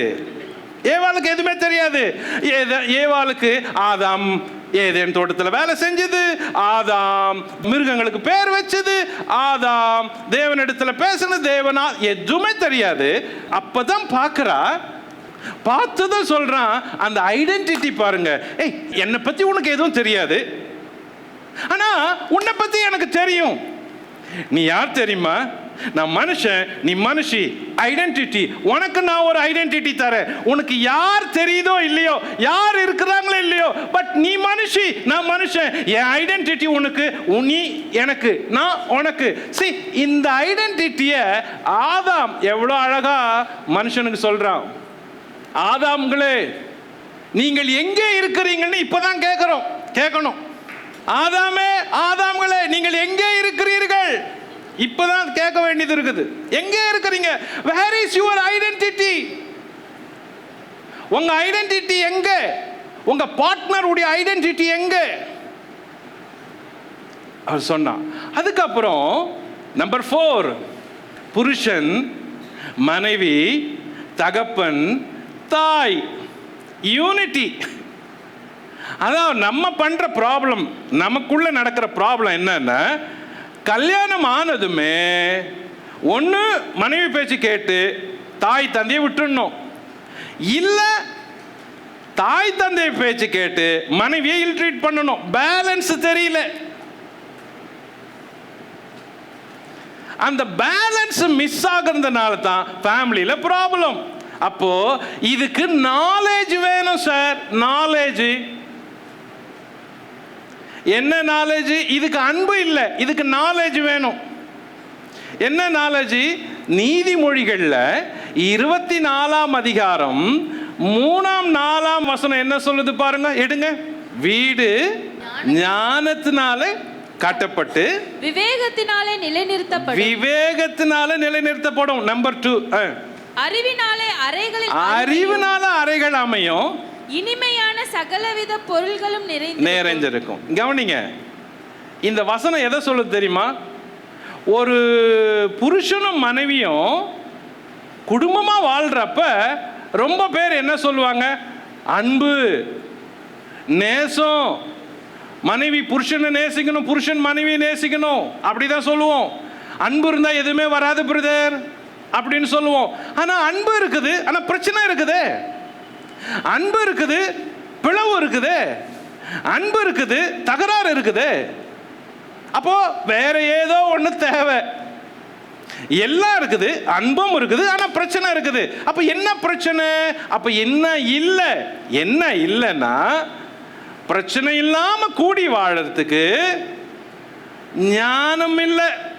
ஒரு வீடு ஞானத்துல கட்டப்படணும். இந்த நாலேஜ் வேணும் மேரிட் பீப்புளுக்கு. நம்பர் 2, விவேகம் வேணும். விவேகம். அப்புறம் நம்பர் 3, அறிவு வேணும். அண்டர்லைன், நீங்க படிச்சது அண்டர்லைன் பண்ணுங்க. நம்பர் 1, வீடு எதுல கட்டப்படுது? ஞானம். Underline wisdom. நம்பர் 2, அண்டர்ஸ்டாண்டிங், விவேகம். நம்பர் 3, அறிவு, நாலேஜ். இது மூணும் இல்லைன்னா பிரதர், அன்பு இருந்தா கூட பிரச்சனை வரும். அப்போ குடும்பத்தை நடத்த புருஷனுக்கும் மனைவிக்கும் ஐக்கியமா இருக்க, குடும்பத்தை ஒற்றுமையா நடத்த, யூனிட்டியா வச்சிருக்க ஞானம் வேணும், அறிவு வேணும், விவேகம் வேணும், விஸ்டம் வேணும், அண்டர்ஸ்டாண்டிங் வேணும், நாலேஜ் வேணும். இது இல்லை, மிஸ் ஆயிட்டா பிரச்சனை வரும். பிரச்சனை வந்தா தீக்க தெரியல. ஏன் தெரியல? நாலேஜ் இல்லை. பிரச்சனை வரும், தீக்க தெரியல. ஏன்? விஸ்டம் இல்லை. பிரச்சனை வருது, முடிவு சமாதானமா ஆக்க தெரியல. ஏன்? அறிவு, விவேகம் இல்லை. இதுதான் முதல்ல தேவன் சொன்னது, யூனிட்டி. நம்பர் 5, இருவரும் வெட்கப்படாதிருந்தார்கள், ஸ்பிரிச்சுவாலிட்டி. இதை சொல்றேன், கொஞ்சம் கவனிங்க. இருவரும் வெட்கப்படாதிருந்தார்கள். என்ன படாதிருந்தார்கள்? வெட்கப்படல. நிர்வாணிகளா இருந்தாங்க, வெட்கப்படல. இதை கவனிங்களேன், இது எப்படின்னு. 2 பேரும் பெரியவங்க, ஆதாம் ஏவாள் பெரியவங்க, சின்ன பிள்ளைங்க இல்லை. நிர்வாணிகளா இருந்தும் வெட்கப்படல. சோ 2ஆம் அதிகாரம் கடைசி வசனத்தை கவனிங்க, படிங்க. ஆதியாகமம் 2ஆம் அதிகாரம் கடைசி வசனம். ஆதாமும் அவன் மனைவியும் ஆகிய இருவரும் நிர்வாணிகளாயிருந்தும் வெட்கப்படாதிருந்தார்கள். இருவரும், அந்த வேர்ட் ரொம்ப முக்கியம். இருவரும் சமமா, 2 பேருக்குமே ஒரே மாதிரி இருந்துச்சு அவங்க ஸ்பிரிச்சுவல் ஐஸ். இது எதை சொல்லுது தெரியுமா? ஆதாமும் ஏவாளும், லிசன், அடுத்த சாப்டருக்கு போறதுக்கு முன்னாடி இது கீ டர்னிங் பாயிண்ட். இந்த வசனம் நான் இவ்வளவு நேரம் சொன்னது முக்கியம் இல்லை, இப்ப சொல்றேன் பாருங்க, இது ரொம்ப முக்கியம். இதை ரொம்ப கேர்ஃபுல்லா கேட்ச் பண்ணணும், புரிஞ்சுக்கணும். இதை நீங்க மிஸ் பண்ணீங்க, அடுத்த சாப்டருடைய டோட்டலா மிஸ் பண்ணுவீங்க. இவ்வளவு நேரம் கேட்டீங்களே, அதை கூட நீங்க மிஸ் பண்ணலாம். ஆனா இப்ப சொல்றத மிஸ் பண்ணாதீங்க. ஆதாமும் அவன் மனைவியும் நிர்வாணிகளா இருந்தாங்க 2 பேரும், ஆனா வெட்கப்படல. அப்போ பாவம் செய்யறதுக்கு முன்னாடி அவங்க எப்படி ஏதேன் தோட்டத்தில் இருந்தாங்க அப்படின்னு சொல்லுது. லிசன், கேர்ஃபுல்லா கவனிங்க. பாவம் செய்யறதுக்கு முன்னாடி எப்படி இருந்தாங்க அப்படின்னா, அவங்கள குறிச்ச அவங்க அறியல. எப்படின்னு கேளுங்க. உங்க வீட்டில் ஒரு குழந்தை இருக்குது. குழந்தைக்கு 2 வயசு இல்லை 3 வயசு பிள்ளை நடக்குது. அந்த சின்ன பெண் பிள்ளை வச்சுக்கோங்க, நம்ம ஹாலில் உட்காந்து பேசிட்டு இருக்கிறோம். பிள்ளை உள்ள தூங்கிட்டு இருக்குது. தூங்கிட்டு இருக்கிற குழந்தை ட்ரெஸ் போடலை. ட்ரெஸ் போடாத எழுந்து அம்மாவை தேடிட்டு ஹாலுக்கு வருது. அப்போ பேசிட்டு இருக்கிற ஹாலில் பேசிட்டு இருக்கிற அம்மா என்ன சொல்ற? ஓடு ஓடு, போ போ போ போ போ போ போ, ஜட்டி போட்டு வா, போ போ. குழந்தைக்கு லிசன், குழந்தைக்கு அம்மா தெரியுது, அப்பா தெரியுது, எழுந்து வரணும்னு தெரியுது, யார்கிட்ட போகணும்னு தெரியுது. ஆனா அந்த குழந்தைக்கு நம்ம நேக்கடா இருக்கிறோமே, ட்ரெஸ் இல்லை அப்படின்றது தெரியல. அதை ஃபீல் பண்ணல, ஷேமா ஃபீல் பண்ணல, அது அது அதை பார்க்கல, அதை பார்த்தாலும் அதுக்கு தெரியல, தப்பா தெரியல. லிசன், குழந்தை ஆனா அது நிர்வாணமா இருக்குது. அது நிர்வாணமா இருக்கிறதுன்றது அது புரிஞ்சிக்கல, அதுக்கு தெரியல, கூச்சப்படலை, வெக்கப்படலை. ஏன் அப்படின்னா அதுக்கு அந்த நாலேஜ் இல்லை. அதுக்கு அம்மா தெரியுது, அப்பா தெரியுது, கரெக்டா போகுது, கரெக்டா ரீச் பண்ணுது, கரெக்டா சொல்லுது. ட்ரெஸ் போடல அப்படின்றது தெரியல. இப்படிதான் இருந்தாங்க ஆதாமும் ஏவாளும், இப்படிதான் இருந்தாங்க. ஏன் அப்படி இருந்தாங்க அப்படின்றது ரொம்ப முக்கியம். ஏன் அப்படி இருந்தாங்கன்னு லிசன் லிசன். ஏன் அப்படி இருந்தாங்கன்னா அவங்களுக்கு இந்த நன்மை தீமை என்ற அறிவு அப்ப இல்லை.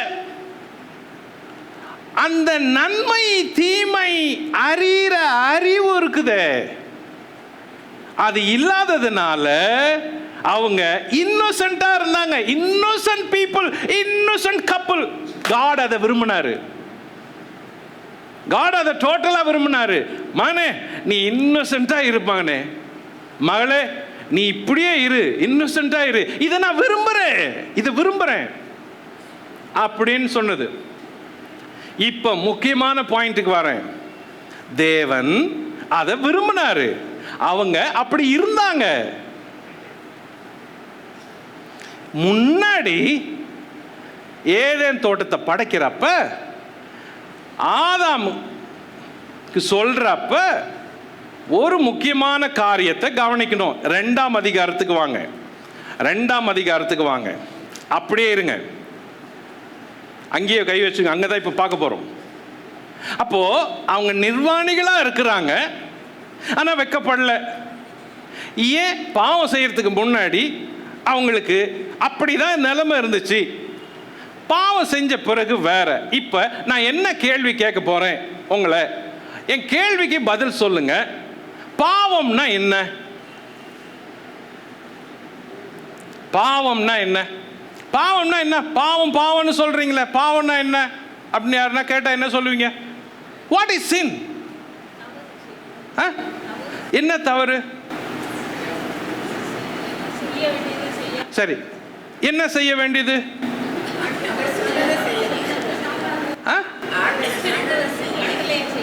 ஆண்டவர் என்ன கட்டளையிட்டாரு? அது என்ன பாவம்? அது என்ன கீழ்ப்படியில? சாப்பிட்றதெல்லாம் பாவமா? நான் என்ன கேட்கிறேன், அப்ப இல்ல, நீங்க ஏதேன் தோட்டத்திலிருந்து கொஞ்சம் வெளியே வாங்க. நீங்க இன்னும் அங்கேயே இருக்கிறீங்க. நான் கேள்வி அப்புறம் உள்ள கூப்பிட்டு போறேன், முதல்ல வெளியே வாங்க. முதல்ல இன்னைக்கு யாருன்னா உங்களை பார்த்து, பிரதர் வாட் இஸ் சின், பாவம்னா என்ன அப்படின்னு கேட்டா என்ன சொல்லுவீங்க? சரி, அன்புன்னா என்ன? ஏன் செலுத்தணும்? நான் கடவுளே நம்பலையே, நான் நாத்திகன். நோ, பாவம்னா என்ன அதை சொல்லுங்க. பாவம்னா என்ன எனக்கு அதுக்கு பதில் சொல்லுங்க. What is sin? தீய நோக்கம் பாவம். சரி, எனக்கு கண்ணே கிடையாது, நோக்கமே இல்லை, குருடன். வாட் இஸ் சின்? இச்சையோடு பார்த்தா பாவம், நான் பார்க்கவே இல்லை, பிறவி குருடன். What is sin? கொலை செஞ்சா பாவம், நான் கொலையே செய்யல. Then what is sin? சரி, என் கூட யாருமே பிறக்கல, நான் வாட் இஸ் சின்? கூட பிறந்தவங்கள நேசிக்கல, அது பாவம். சரி, என் கூட யாருமே பிறக்கல, நான் ஏன் நேசிக்கணும்? அப்போ வாட் இஸ் சின்? யோசிங்க, வாட் இஸ் சின்? பாவம்னா என்ன? பாவம் எப்படி இருக்கும்? What is sin? சரி, ஒருத்தன் கோமால இருக்கிறான், யோசிக்கவே இல்லை. What is sin? யார் தேவன்? அவர் எனக்கு தெரியாது. வாட் இஸ் சின் அப்படின்னா என்ன சொல்லுவீங்க? ஸோ நான் கடவுளே அறியல.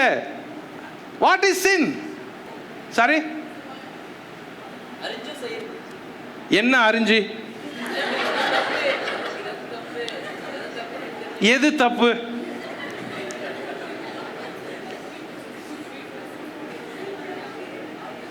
What is sin? சொல்லுங்க. நாலேஜ் தெரிஞ்சு செய்யறது, தெரியாது செய்யறது.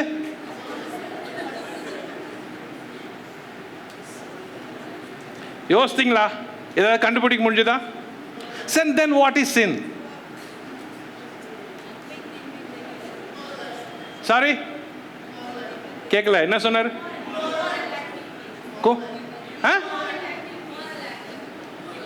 Immoral activity. நான் வந்து முனிவர், எதையுமே செய்யல. நான் மலைக்கு போய் 30 வருஷம் ஆகுது, யாரோடும் தொடர்பே இல்லை, உட்கார்ந்துனே இருக்கிறேன் கையில் சொம்பு வச்சுக்கின்னு. என்ன ஆக்ஷன் பண்ண? Then what is sin? என்ன தெரியாம? தெரியாம செய்யறது எப்படி? அதாவது என்ன செய்யறோம் என்ன தெரியாத செய்யணும். போலீஸ் ஸ்டேஷன்ல போய் தெரியாத கொலை பண்ணிட்டேன், என்ன பண்ண போறீங்களா பண்ணுங்க நான் சொல்ல முடியும்? அப்படி what is sin? World word. ஓ, வார்த்தை தான் பாவமா? சாரி. ஓ ஓ அப்படி அப்படி ஒரு கருத்து உண்டு. சரி, நான் இவ்வளோ கேட்குறேன்ல, இவ்வளோ பேர் சொல்றீங்கல்ல, இப்போ கூட கேட்குறேன், கடைசியா ஒரு தடவை கேட்குறேன், சொல்லுங்க, what is sin?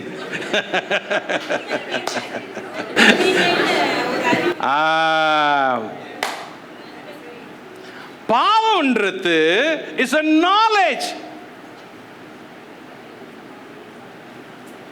பாவம்ன்றது knowledge. listen, பாவம்ன்றது வேற இல்லை, அது ஒரு knowledge. 2ஆம் அதிகாரத்தில் ஏதேன் தோட்டத்துக்குள்ள இருந்த ஒரு மரத்தை குறித்து சொல்றத கவனிங்க. 2ஆம் அதிகாரம் 9ஆம் வசனம். தேவனாகிய கர்த்தர் பார்வைக்கு அழகும் புசிப்புக்கு நலமுமான சகலவித விருட்சங்களையும் தோட்டத்தின் நடுவிலே ஜீவ விருட்சத்தையும் நன்மை தீமை அறியத்தக்க விருட்சம். Catch the word, underline the word. நன்மை தீமை அறியத்தக்க விருட்சம். knowledge of good and evil. one more. 2ஆம் அதிகாரம் தேவன் சொன்னது 16ஆம் வசனம் படிப்போம். தேவனாகிய கர்த்தர் மனுஷனை நோக்கி, நீ தோட்டத்தில் உள்ள சகல விருட்சத்தின் கனியையும் புசிக்கவே புசிக்கலாம், ஆனாலும் நன்மை தீமை அறியத்தக்க விருட்சத்தின் கனியை புசிக்க வேண்டாம். listen. அது என்ன? நன்மை தீமை அறியத்தக்க கனி. கேர்ஃபுல்லா கவனிங்க, இது ரொம்ப முக்கியம். யாரும் இது வரைக்கும் இதை சொல்லல. இதுதான் இன்னைக்கு சென்டர் பாயிண்ட். இன்னைக்கு மெசேஜில் இதான் centre point. What is sin? நம்ம என்ன நினைக்கிறோம்? பாவம்னா ஒருத்தன் மர்டர் பண்ணிட்டான், கொலை பண்ணிட்டான்னா பாவம்ன்றோம். ஒருத்தன் தப்பு பண்ணிட்டான் பாவம்ன்றோம். தப்பா பார்த்துட்டா பாவம், தப்பா பேசிட்டா பாவம்ன்றோம். நோ, அது செயல். அவன் செஞ்ச பிறகுதான் இது பாவம் அப்படின்னு ஐடென்டிஃபை பண்றோம். ஆனா அவனுக்குள்ள அது இருக்குது, அது வரைக்கும் கண்டுபிடிக்க முடியல. ஆனா பாவம் உள்ள இருக்குது. அவன் செஞ்ச பிறகுதான் இது பாவம் அப்படின்னு சொல்றோம். ஓ, இவன் வந்து ஒருத்தரை மர்டர் பண்ணிட்டான் அப்படின்னா, மர்டர் பண்ண பிறகு, கொலை பண்ண பிறகுதான் அது பாவம்ன்றோம். ஆனா அவனுக்குள்ள இருக்குது. ஆக பாவம் அப்படின்றது நன்மை தீமையை அறிகிற ஒரு அறிவு. அதுதான் நன்மை தீமை அறிகிற அறிவு.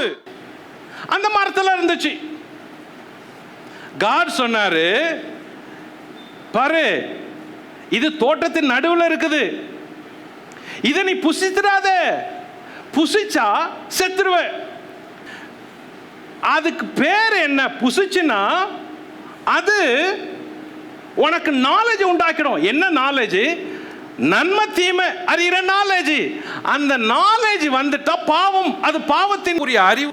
அந்த நாலேஜ் உள்ள வந்துட்டா அது உனக்கு நல்லது கெட்டது செய்ய உன்னை திருப்போம்.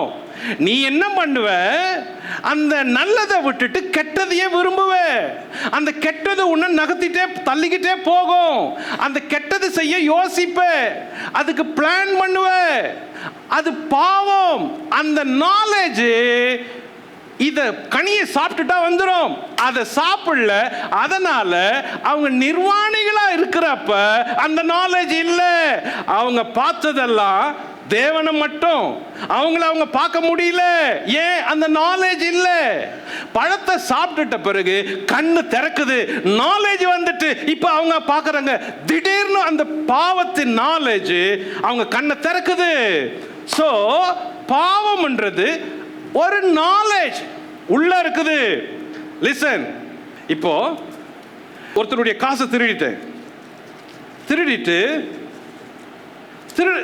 ஏன் திருட சொல்லிச்சு?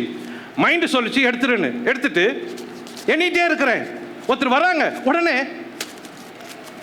see the action is a knowledge. ஏன் எடுத்துட்டேன், அவங்க வராங்க, பார்த்துட்டு மறைக்க, இட்ஸ் a knowledge. லிசன், இப்போ நான் ஒரு படம் பார்த்துட்டே இருக்கிறேன். இது பார்க்க கூடாதுன்னு தெரியும், ஆனா பார்க்கிறேன். ஒருத்தர் வரீங்க, உடனே மறைச்சிடுறேன். It's a knowledge. பொய் சொல்லக்கூடாது, ஆனா பொய்யை எப்படி சொல்லலாம் யோசிக்கிறேனே, knowledge. திருடக்கூடாது, எப்படி பண்ணா திருடலாம், எப்படி போனா திருடலாம், நாலேஜ். பிளான் பண்றோம். பாவம் கசப்பா இருக்காது, முடிவு தான் கசப்பு. லிசன், பாவத்தின் சம்பளம் இருக்குது. சம்பளம் எண்டு தான் மரணம். ஆனா பாவம் செய்யறப்ப நல்லா இருக்கும். அதனால தான் பாவம் செய்யறப்ப பாவம் இனிமையா இருக்குது, டேஸ்டா இருக்குது. ஏன் மதுவை விட முடியல? அது நல்லா இருக்குது. ஏன்? அது நன்மை தீமை. அந்த தீமை வந்த பிறகு அது கேட்ச் பண்ணிட்டே போகுது, இழுத்துட்டே போகுது, விட முடியல. பவுல் சொல்றாரு, நான் விடணும்னு நினைக்கிறேன், விட முடியல. நான் விடணும்னு நினைக்கிறேன், விட முடியல. நான் விரும்புறேன், ஆனா விட முடியல. ஆனா நான் நினைக்கிறேன்னா அதை விடவே முடியல. ஏன் தெரியுமா? எனக்குள்ள இருக்குது பாவம், அது என்னை இழுக்குது. இந்த நாலேஜ் வந்துட்டு ஆதாமுக்கும் ஏவாளுக்கும் அந்த ஃப்ரூட் மூலமா, அதனால தான் ஒளிறான். அதுக்கு பிறகு அவங்க பேட்டர்ன் லைஃபே வேற. இது தப்பு. அதனால தான் பாவத்தை அந்த கனியை சாப்பிட்ட பிறகு கண்ணு திறந்துட்டு நாலேஜ் வந்துட்டு இப்போ ஓடி ஒளிறான். ஏன்? தப்பாயிட்டு. அதுக்கு முன்னாடி அப்படி இல்லை. அறிவு இருந்துச்சு, அன்பு இருந்துச்சு, பாசம் இருந்துச்சு, காட தெரிஞ்சது. இப்போ இந்த கனி, இந்த நாலேஜ் உள்ள வந்ததும் இந்த நன்மை தீமை அறிகிற நாலேஜ். பாருங்க, சாராயம் குடிக்க கூடாது, ஆனா போய் குடிக்கிறான். ஏன்? விட முடியல. அந்த பாவம் எப்பவுமே இன்பமா இருக்கும், விட முடியல. பாவம் எப்பவுமே நல்ல டேஸ்டா இருக்கும், விட முடியாது. அதனாலதான் எல்லாருமே பாவத்தை விரும்புறான். இந்த நாலேஜ் உனக்கு வந்துடக்கூடாது மகனே. இதுதான் சின்னு. இந்த நாலேஜ் வந்துட்டா உன்னால பிரிச்சு பார்க்க தெரியும். இதுக்கு என்ன செய்யலாம், இதை கவர் பண்ண என்ன செய்யலாம். ஓகே, செஞ்சிட்டோம் தப்பு, சாட்சி, கோர்ட்ல கேஸ் இருக்குது.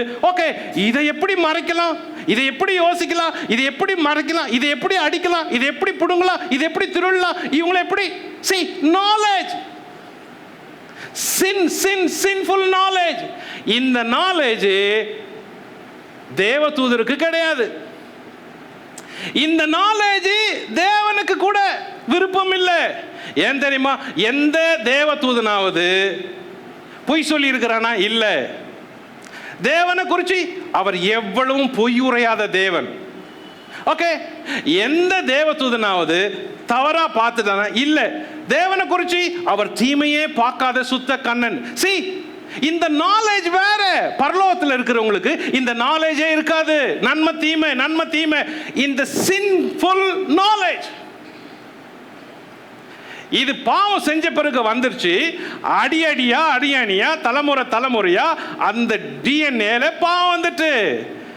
இந்த நாலேஜ் தான் இந்த நன்மை தீமை அறிகிற நாலேஜ் இருக்கு பாருங்க. நன்மையும் தெரியும், தீமையும் தெரியும். ஆனா பரலோகத்தில் இருக்கிறவங்களுக்கு வெறும் நன்மை தான் தெரியும். தேவனுக்கு நன்மை நல்லது தான் தெரியும். தேவன் பாவத்தையே செய்யாதவர். பாவம்னா பிடிக்காது அவர்கிட்ட, தீமையே இல்லை.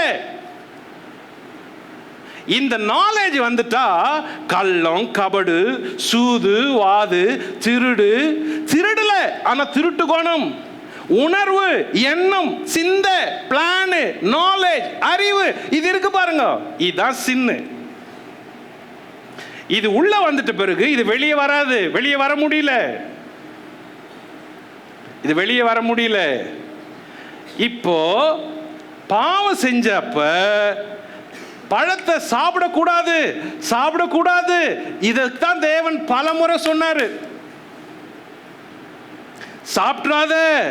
சாப்பிட்றாத, செத்துருவ, சாப்பிடாத, நீ செத்துருவ, தீர்க்கமா சொன்னார். நீ சாகவே சாவாய். அப்போ ஏதேன் தோட்டத்தில் இருந்த அந்த இன்னோசன்ட் லைஃப பாருங்க. இப்போ அந்த நாலேஜ் இல்ல, நன்மை தீமை அறிகிற நாலேஜ். ஆனா தேவனை தெரியும், தேவ பிரசன்னம் தெரியும், தேவன் சொன்ன கட்டளை, வார்த்தை, சத்தம் எல்லாம் தெரியும். எல்லாம் உள்ள இருக்கிறோம், எல்லாம் விளங்குது, நாலேஜ் இருக்குது. ஆனா இன்னோசன்ட், பியூர் இன்னோசன்ட். நிர்வாணிகளா இருந்து கூட வெக்கப்படாதே இருந்தாங்களே, இன்னசென்ட். அந்த நாலேஜ் இருந்தா அப்படிதான். பரலோகத்துக்கு போயிட்டாங்களே, அவங்க யாரும் பூமியே நினைச்சிட்டு இருக்க மாட்டாங்க. ஒரே நாலேஜ் தேவன். வேற எதையும் நினைச்சிட்டு இல்லை. அவங்க வேற எதையும் நினைக்க மாட்டாங்க. எப்படி பாவம் செய்யலாம் நினைக்க மாட்டாங்க, எப்படி திருடலாம் நினைக்க மாட்டாங்க. பூமியில இருக்கிறவன தான் எல்லாருக்கும் அந்த நாலேஜ் உண்டு. லிசன், நீங்க திருடாத இருக்கலாம், ஆனா கூட அந்த நாலேஜ் உள்ள இருக்குது, அது பாவம். நீங்க கொலை செய்யாத இருக்கலாம், ஆனால் அந்த நாலேஜ் இருக்குது, அது உள்ள இருக்குது, அது நன்மை தீமை அறியத்தக்க நாலேஜ். அதுதான் பாவம், அதுதான் நடத்துது ஒருத்தனை. ஓகே அந்த நாலேஜ் அது உள்ள வந்துட்டு. ஆனா இந்த நாலேஜ் என்ன பண்ணுதுன்னா மரணத்தை கொடுக்குது. அது பின்னாடி பார்ப்போம். Death sure. ஆனா இப்ப பாவம் செய்யறப்ப தெரியல. நீ செத்துட்ட. ஆனா ஆதாம் ஏவாள் சாகல. பழத்தை சாப்பிட்டா நீ சாகவே சாவாய். சரீரப்படி சாகல. ஆனா அந்த இன்னோசன்ட் லைஃப், பியூர் லைஃப், இதை அவங்க லூஸ் பண்றாங்க. இப்போ இந்த நாலேஜ் இருக்குது, இந்த நாலேஜ் இது எல்லாருக்குள்ளும் இருக்குது. எல்லாருக்குள்ளும் இந்த நாலேஜ் மாத்துறது எப்படி? இந்த நாலேஜ் எப்படி மாறும்? பாவத்தின் நாலேஜ், நன்மை தீமை அறிகிற இந்த புத்தி நம்மளை விட்டு போகணும், இந்த அறிவு நம்மளை விட்டு போகணும். அப்படின்னா இதுக்கு தேவன் வச்ச வழி இருதயம் மாறணும். இருதயம் மாறணும். அதனால தான் புதிய ஏற்பாட்டில் முதல் செய்தி மனம் திரும்புங்கள், பரலோக ராஜ்யம் சமீபத்திருக்கிறது. அதாவது மனம் திரும்பினா பரலோக ராஜ்யம் கிட்டவே இருக்குது. மனம் திரும்பிட்டா இந்த நாலேஜ், இந்த பாவ நாலேஜ் நம்மளை விட்டு போயிடுது. இயேசு உள்ள வந்தாருன்னா அதுக்கு தான் இயேசு ஆண்டவர் சொன்னாரு. ஆண்டவர் சொல்றப்ப என்ன தெளிவா சொல்லிக்கிறார் பாருங்க. மத்தேயு 18:3, நீங்கள் மனம் திரும்பி பிள்ளைகளைப் போல் ஆகாவிட்டால் பரலோக ராஜ்யத்தில் நீங்க மனம் திரும்பி பிள்ளைகளை போல ஆகாவிட்டால் பரலோக ராஜ்யம் போக முடியாது. எதை மீன் பண்ணி சொல்றாரு? ஆதாம் ஏவாளும் நிர்வாணிகளா இருந்தப்ப பிள்ளைகளை போல இருந்தாங்க. பாவம் செஞ்சப்ப அந்த மைண்டே போயிட்டு, நன்மை தீமை அறிகிற நாலேஜ் வந்துட்டு, பாவத்தின் நாலேஜ் வந்துட்டு, மரணம் வந்துட்டு உள்ள, அதிலிருந்து ரெக்கவர் ஆகணும். அப்போ ரெக்கவர் ஆயிட்டு மனம் திரும்பினா எப்படி ஆயிடுறோமா, பிள்ளைகளை போல ஆயிடுறோமா. அந்த பழைசு அங்க முதல்ல ஆதாம் ஏவாள் அந்த மைண்டு மனம் திரும்பி பிள்ளைகள். எப்படி பிள்ளைகள்? Pure innocent heart. இதுதான் அது. அப்போ ரட்சிப்பு மனம் திரும்பும் பொழுது அந்த பாவத்தின் அறிவு நம்மளை விட்டு போய் பிள்ளைய போல மாறுறோமா. இதை தான் பிசாசு விரும்பல. அதனால என்ன பண்றான், அட அட அட அட இவங்க எப்படி மறுபடியும் அதே மாதிரி ஆயிடுவாங்களோ அப்படின்னு சொல்லி அவங்க மனக்கண்ணை குருடாக்குறான். நாலேஜ் தான். படிங்க, எடுத்து படிங்க, எடுத்து படிங்க, எடுத்து படிங்க. எபேசியர் 1:19 கொஞ்சம் வாங்க. தாம் கிறிஸ்துவை மரித்தோரிலிருந்து எழுப்பி அவரிடத்தில் நடப்பித்த தமது பலத்த சத்துவத்தின் வல்லமைப்படியே விசுவாசிக்கிறவர்களாகிய நம்மிடத்திலே காண்பிக்கும் தம்முடைய வல்லமையின் மகா மேன்மையான மகத்துவம் இன்னதென்றும் நீங்கள் அறியும்படிக்கு அவர் உங்களுக்கு பிரகாசமுள்ள மனக்கண்களை கொடுக்க வேண்டும் என்றும் வேண்டிக் கொள்கிறேன். எதுக்கு பிரகாசமுள்ள மனக்கண்கள்? எதுக்கு? எதுக்கு கொஞ்சம் கவனிங்க. மகா மகத்துவம் இன்னதென்று அறிகிற நாலேஜ். அந்த நாலேஜ் என்ன நாலேஜ்?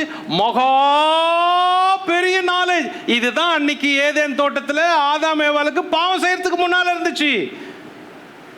அப்போ அந்த நாலேஜ் எப்படி ரட்சிக்கப்பட்ட பிறகு, மனம் திரும்பின பிறகு எப்படி வருதா? பிரகாசமா வருதா. அப்போ ரட்சிப்பு எவ்வளவு முக்கியம் பாருங்க.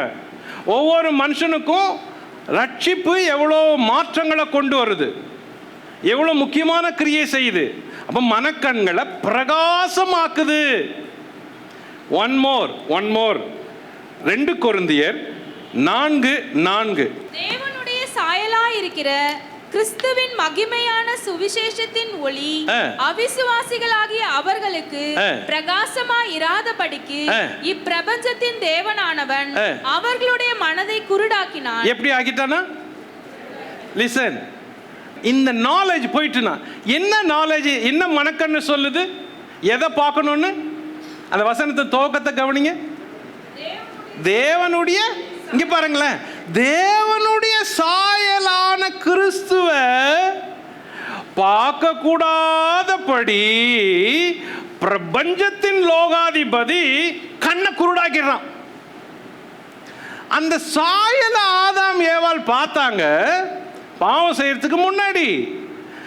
நன்மை தீமை அறிகிற நாலேஜ் பாவம் உள்ள வந்த பிறகு அந்த சாயலை பார்க்க முடியல. கண்ணு திறந்துட்டு இப்ப அவங்கள தான் பார்க்கறாங்க. இதுக்கு பின்னால வரவங்க எல்லாமே அதே சாயல்ல வரான். உதாரணத்துக்கு சொல்றேன், ஆதியாகமம் 1ஆம் அதிகாரம் ஆதாம தேவன் எப்படி படைச்சாரு? 27ஆம் வசனம். தேவன் தம்முடைய சாயலாக மனுஷனை சிருஷ்டித்தார், அவனை தேவ சாயலாகவே சிருஷ்டித்தார். ஓகே, யார சிருஷ்டித்தார்? எப்படி சிருஷ்டித்தார்? அப்புறம் தமது சாயலாகவும் தமது ரூபத்தின்படியும். யார? ஆதாம. இப்போ 5ஆம் அதிகாரத்துக்கு வாங்க, 3ஆம் வசனத்தை படிங்க. ஆதாம் 130 வயதான போது தன் சாயலாக தன் ரூபத்தின்படி ஒரு குமாரன். லிசன், see, ரெண்டுத்தையும் பாத்தீங்களா? ஆரம்பத்தில் ஆதாம் தேவ சாயலா தான் இருந்தான். பிரகாசமான மனக்கண்கள், தான் நிர்வாணின்னு அறியல. ஏன்? நன்மை தீமை அறிகிற நாலேஜ் பாவம் உள்ள வரல.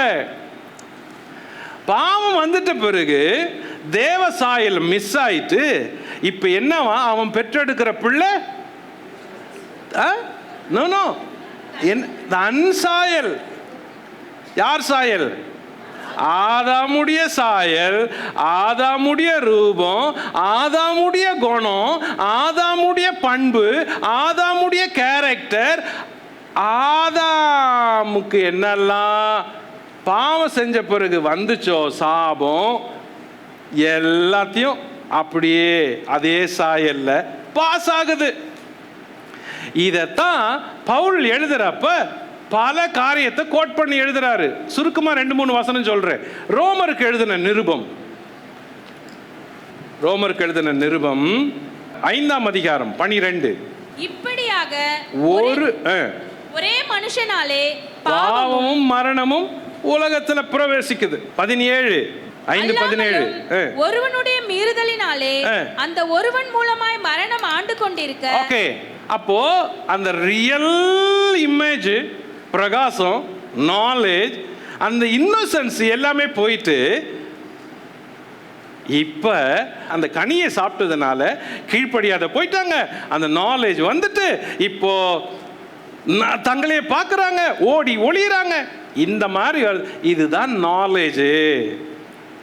ஆனால் இப்போ இன்னும் அவங்க பாவம் செய்யலை. நம்ம படிக்கிறப்ப இப்போ இன்னும் இந்த நாலேஜ், இந்த பாவத்தின் நாலேஜ் எவ்வளோ முக்கியம்னு பாருங்க. இதை பேஸ் பண்ணி தான் 3ஆம் அதிகாரத்தில் சர்ப்பத்தின் ரூபத்தில் சாத்தான் ஏவாளிடத்துல பேசுறான்.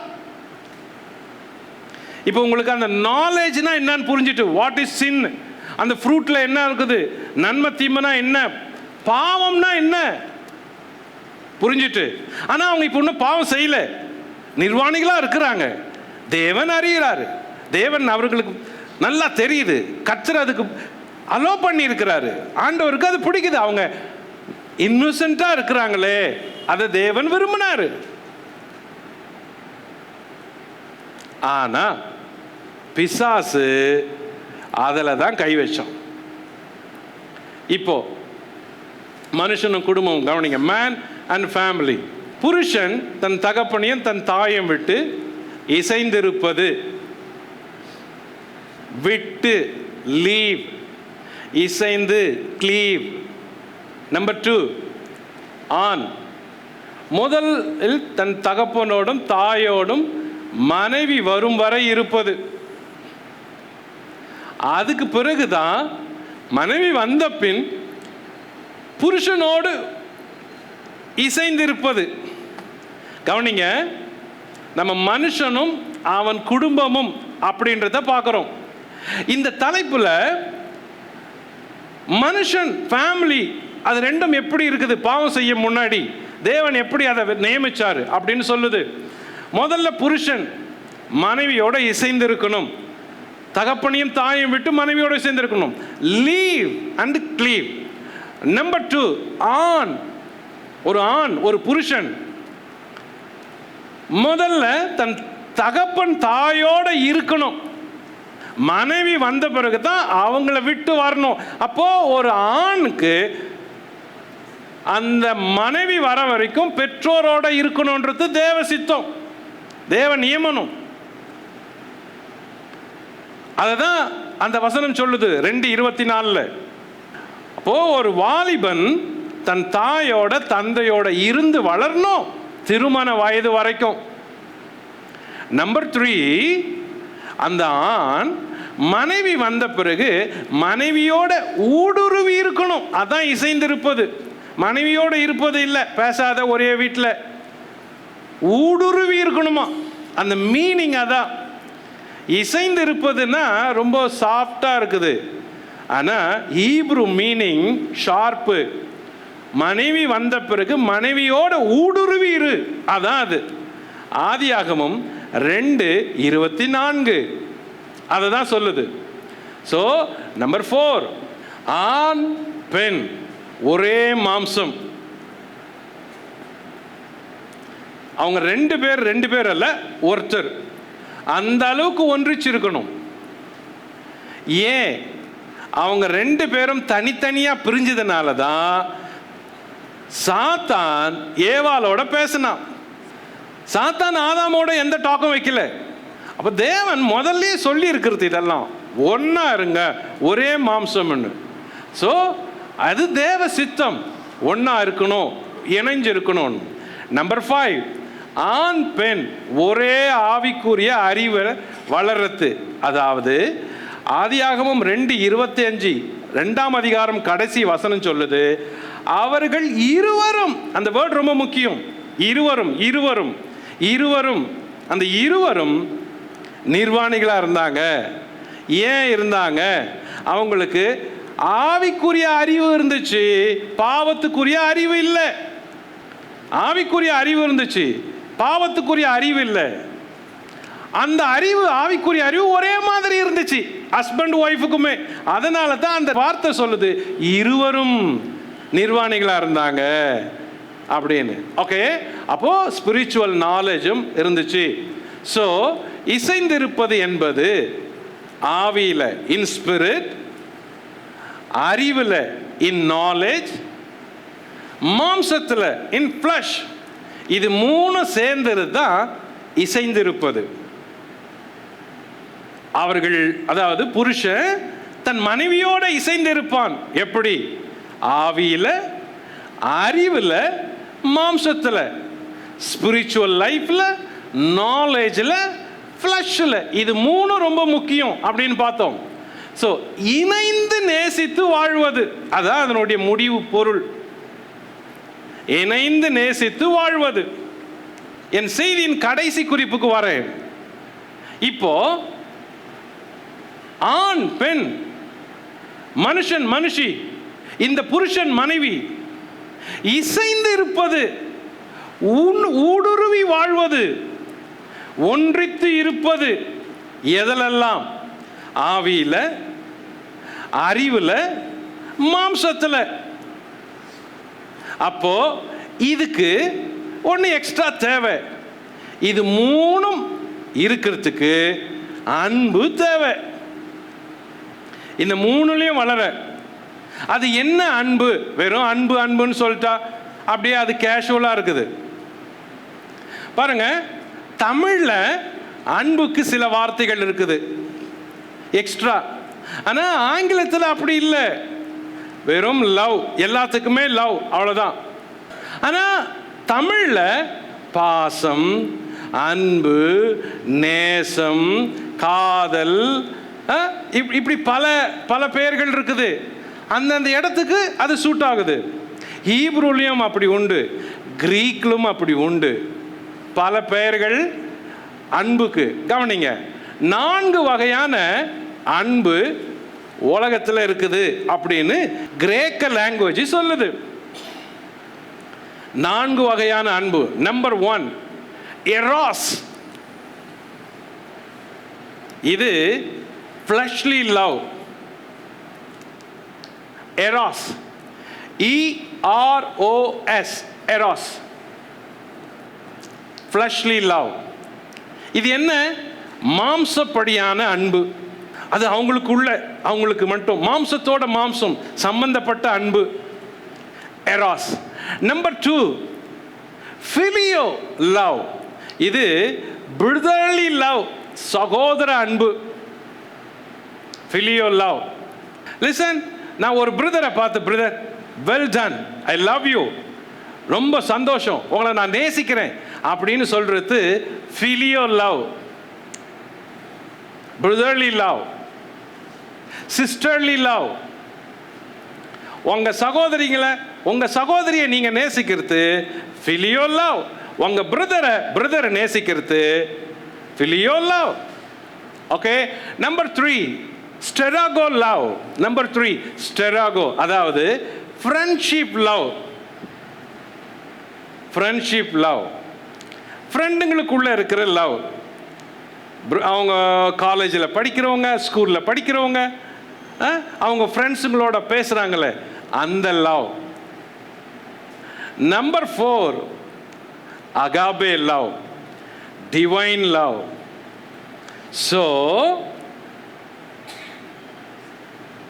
ஒரு ஸ்ட்ராங் ஃபேமிலியை, ஒரு குடும்பம் ஸ்ட்ராங்காக இருக்கணும்னா, ஒரு வீடு ஸ்ட்ராங்காக இருக்கணும்னா, இல்லறம் ஸ்ட்ராங்காக இருக்கணும்னா, கணவன் மனைவி உறவுகள் ஸ்ட்ராங்கா இருக்கணும்னா, தகப்பன் தாய் உறவுகள் ஸ்ட்ராங்கா இருக்கணும்னா, பிள்ளைகள் பெற்றோர் உறவு ஸ்ட்ராங்கா இருக்கணும்னா, அவங்க ஆவியில, நாலேஜில், ஸ்பிரிச்சுவல்ல வளரணும். அப்படின்னா அவங்களுக்கு உள்ள ஒரு வீட்டுக்குள்ள இப்படிப்பட்ட அன்பு இருக்கணும்.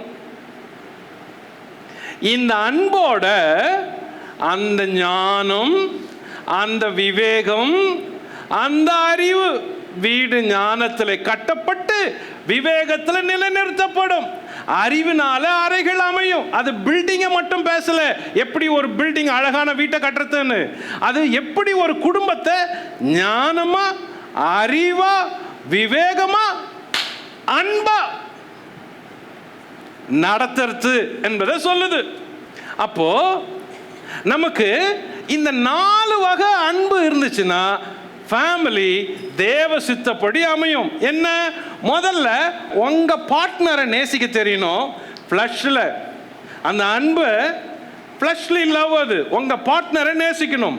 அதனால இதெல்லாம் விட்டுணும்னு இல்லை. அதே மாதிரி உங்க வீட்டில் இந்த பிரதர்லி லவ் இல்லைன்னா சகோதர ஒற்றுமை இருக்காது, அண்ணன் தம்பி அக்கா தங்கச்சி ஒற்றுமை இருக்காது, ஃபேமிலி டிவைட் ஆகும். So you need filial love. Okay, smooth family, smooth running வரணும்னா you need friendship love, believers love, church love, neighbours love, struggle love.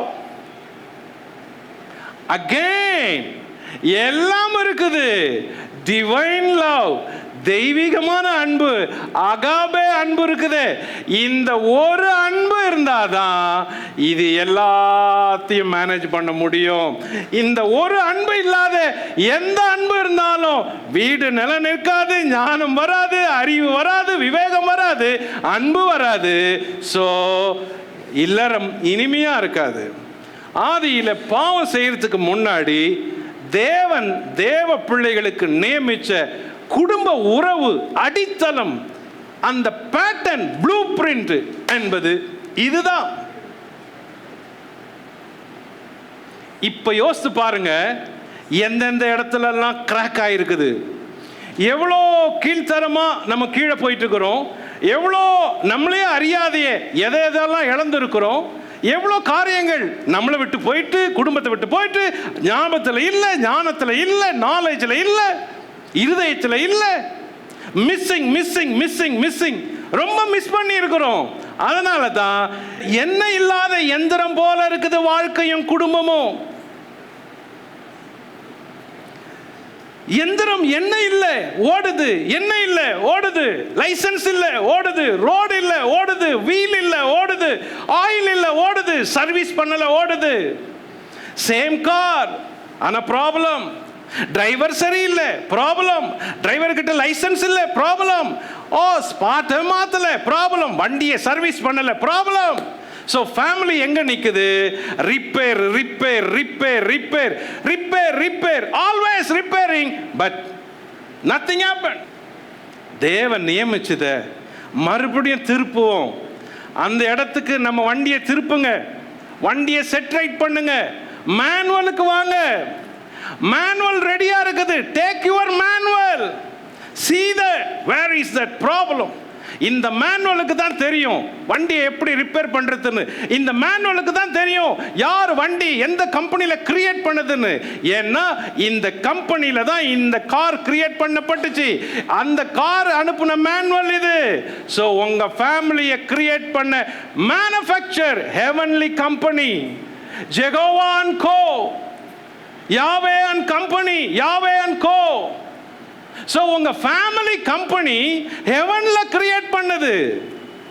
உங்க ஃபேமிலியை கிரியேட் பண்ண கம்பெனி ஓனர் ஜெகோவா, யெகோவா. அந்த ஓனர் சொல்ற மேனுவல் மிஸ் பண்ணிட்டா problem solve பண்ண முடியாது. So you need take your vehicle to the creator, take your family to the creator, take your family to the manufacturing company, take your manual. மேனுவலை எடுத்து வாசித்து பாருங்க, எங்க என்ன செய்யணும்னு தெரியும். இந்த மேனுவல்ல உங்க கம்பெனியை, உங்க ஃபேமிலியை சரி செய்ய முடியும். இந்த மேனுவல்ல எல்லா கிராக்க அடைக்க முடியும்.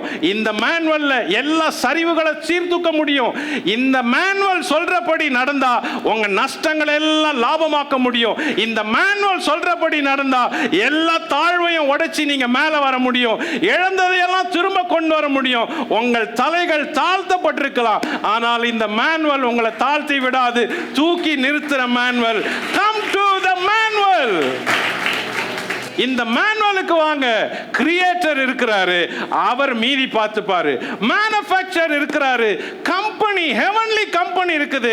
உங்களை இந்த பூமிக்கு அனுப்பி வாழ வச்சு டிசைன் பண்ணி உருவாக்கி ஜாயின் பண்ணி உங்களுக்கு ஒரு இடத்துல குடியிருக்கும்படி வாழ செஞ்ச அந்த மேனுஃபேக்சரிங் கம்பெனிக்கு தெரியும் என்ன பிரச்சனை வந்தாலும் சால்வ் பண்ணக்கூடிய அந்த திறமையும் அறிவும் வல்லமையும் அந்த மேனுஃபேக்சர் கிட்ட இருக்குது.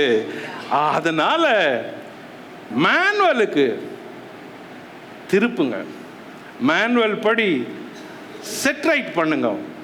அப்ப கர்த்தர் எல்லாத்தையும் சரி செய்வார். கர்த்தர் உங்களுக்கு அப்படிப்பட்ட குடும்பத்தையும் அப்படிப்பட்ட வாழ்க்கையும் அப்படிப்பட்ட எதிர்காலத்தையும் உங்களுக்கு கொடுக்கணும். நான் பேசுறது வெறும் திருமணமானவங்களுக்கு மட்டும் இல்லை, இனிமே திருமணமாக போறவங்களுக்கு சேர்த்து. நான் சொன்ன செய்தி ஏதோ இது வயசானவங்களுக்கும் பெரியவங்களுக்கும் மட்டும் இல்லை. இனிமே நீ வாழ்க்கையை அமைச்சா எப்படி இருக்கணும்னு சொல்ற மேனுவல் படி அமைங்க. அப்போ அது உங்களுக்கு சூட் ஆகும், நல்லா இருக்கும். எல்லாரும் ஒரு நிமிஷம் எழுந்திருப்போம். விசேஷமா உங்க குடும்பத்துக்காக ஜெபிக்கிறேன். எல்லாரும் உங்க கரங்களை பரலோகத்துக்கு நேராக உயர்த்தி கொள்ளுங்க. ஆண்டவரிடத்துல ஒப்பு கொடுப்போம். 2 நிமிஷம். ஆண்டவரே, உங்ககிட்ட வரேன். நீங்க தான் கிரியேட்டர், மேனுஃபேக்சர். உங்க கம்பெனியில தான் என்னை உருவாக்குனீங்க, உங்க இடத்துல தான் உருவாக்குனீங்க. உங்க மேனுவல் தான் என் வாழ்க்கையில முக்கியம். ஒருவேளை நான் அதை கண்டுபிடிக்கல, தப்பா ரிப்பேர் பண்றவங்க கிட்ட எடுத்துட்டு போய் கொடுத்துட்டேன், தப்பா கவுன்சில் பண்றவங்க கிட்ட என் வாழ்க்கையை ஒப்பு கொடுத்துட்டேன், தப்பா போதிச்சு வழி நடத்துறவங்க கிட்ட நான் போய் ஆலோசனை கேட்டேன். லார்ட் என்னை மன்னியும், லார்ட் என்னை மன்னியும், லார்ட் என்னை மன்னியும், ஆண்டவரே என்னை மன்னியும்னு சொல்லுங்க. கர்த்தர் இன்னைக்கு உங்க குடும்பத்தை சரி செய்யட்டும், உங்க வாழ்க்கையை சரி செய்யட்டும், உங்க பிளவுகளை சரி செய்யட்டும், உங்க குடும்ப உறவுகளை சரி செய்யட்டும், உங்க வீட்டை தூக்கி நிறுத்தட்டும், புருஷன் மனைவி உறவுகளை கர்த்தர் சுகமாக்கட்டும், பிளவுகளை சரியாக்கட்டும், உளுர்ந்து போன அன்பை தூக்கி நிறுத்தி அனலுள்ள அன்பா மாத்தட்டும், சரிந்து போன உறவுகளை தூக்கி நிறுத்தட்டும், உடைஞ்சு போன உறவுகளை கர்த்தர் சரி செய்யட்டும். Thank you father. கர்த்தர் அப்படி செய்யறதுக்காக ஸ்தோத்திரம். ஆண்டவரே, ஒவ்வொரு வீட்டையும் ஒப்பு கொடுக்கிறேன், ஒவ்வொரு வீட்டையும் ஒப்பு கொடுக்கிறேன். கர்த்தர் பொறுப்பெடுங்க. ஒவ்வொரு வீட்டையும் ஒப்பு கொடுக்கிறேன். தேவ கிருபை உண்டாவதாக, தேவ தயவு உண்டாவதாக, சுகம் உண்டாவதாக. ஆண்டவர் எல்லா வீட்டுக்குள்ள ஒரு சுகம் வரட்டும் ராஜா. எல்லார் வீட்டுக்குள்ள ஒரு சுகம் வரட்டும், சுபிட்சம் வரட்டும், கிருபை வரட்டும், பெருகட்டும் ராஜா. Thank you Holi spirit. நீர் அப்படி செய்கிறதுக்காக ஸ்தோத்திரம். ஒவ்வொரு வீட்டுக்குள்ள இருக்கிற எல்லா பிரச்சனைகளை, ஒவ்வொரு வீட்டுக்குள்ள இருக்கிற எல்லா பிரச்சனைகளை இயேசுவின் நாமத்தில் நான் அதற்கு தீர்வு உண்டாக்குகிறேன். தீர்க்கப்படுவதாக இயேசுவின் நாமத்தில்.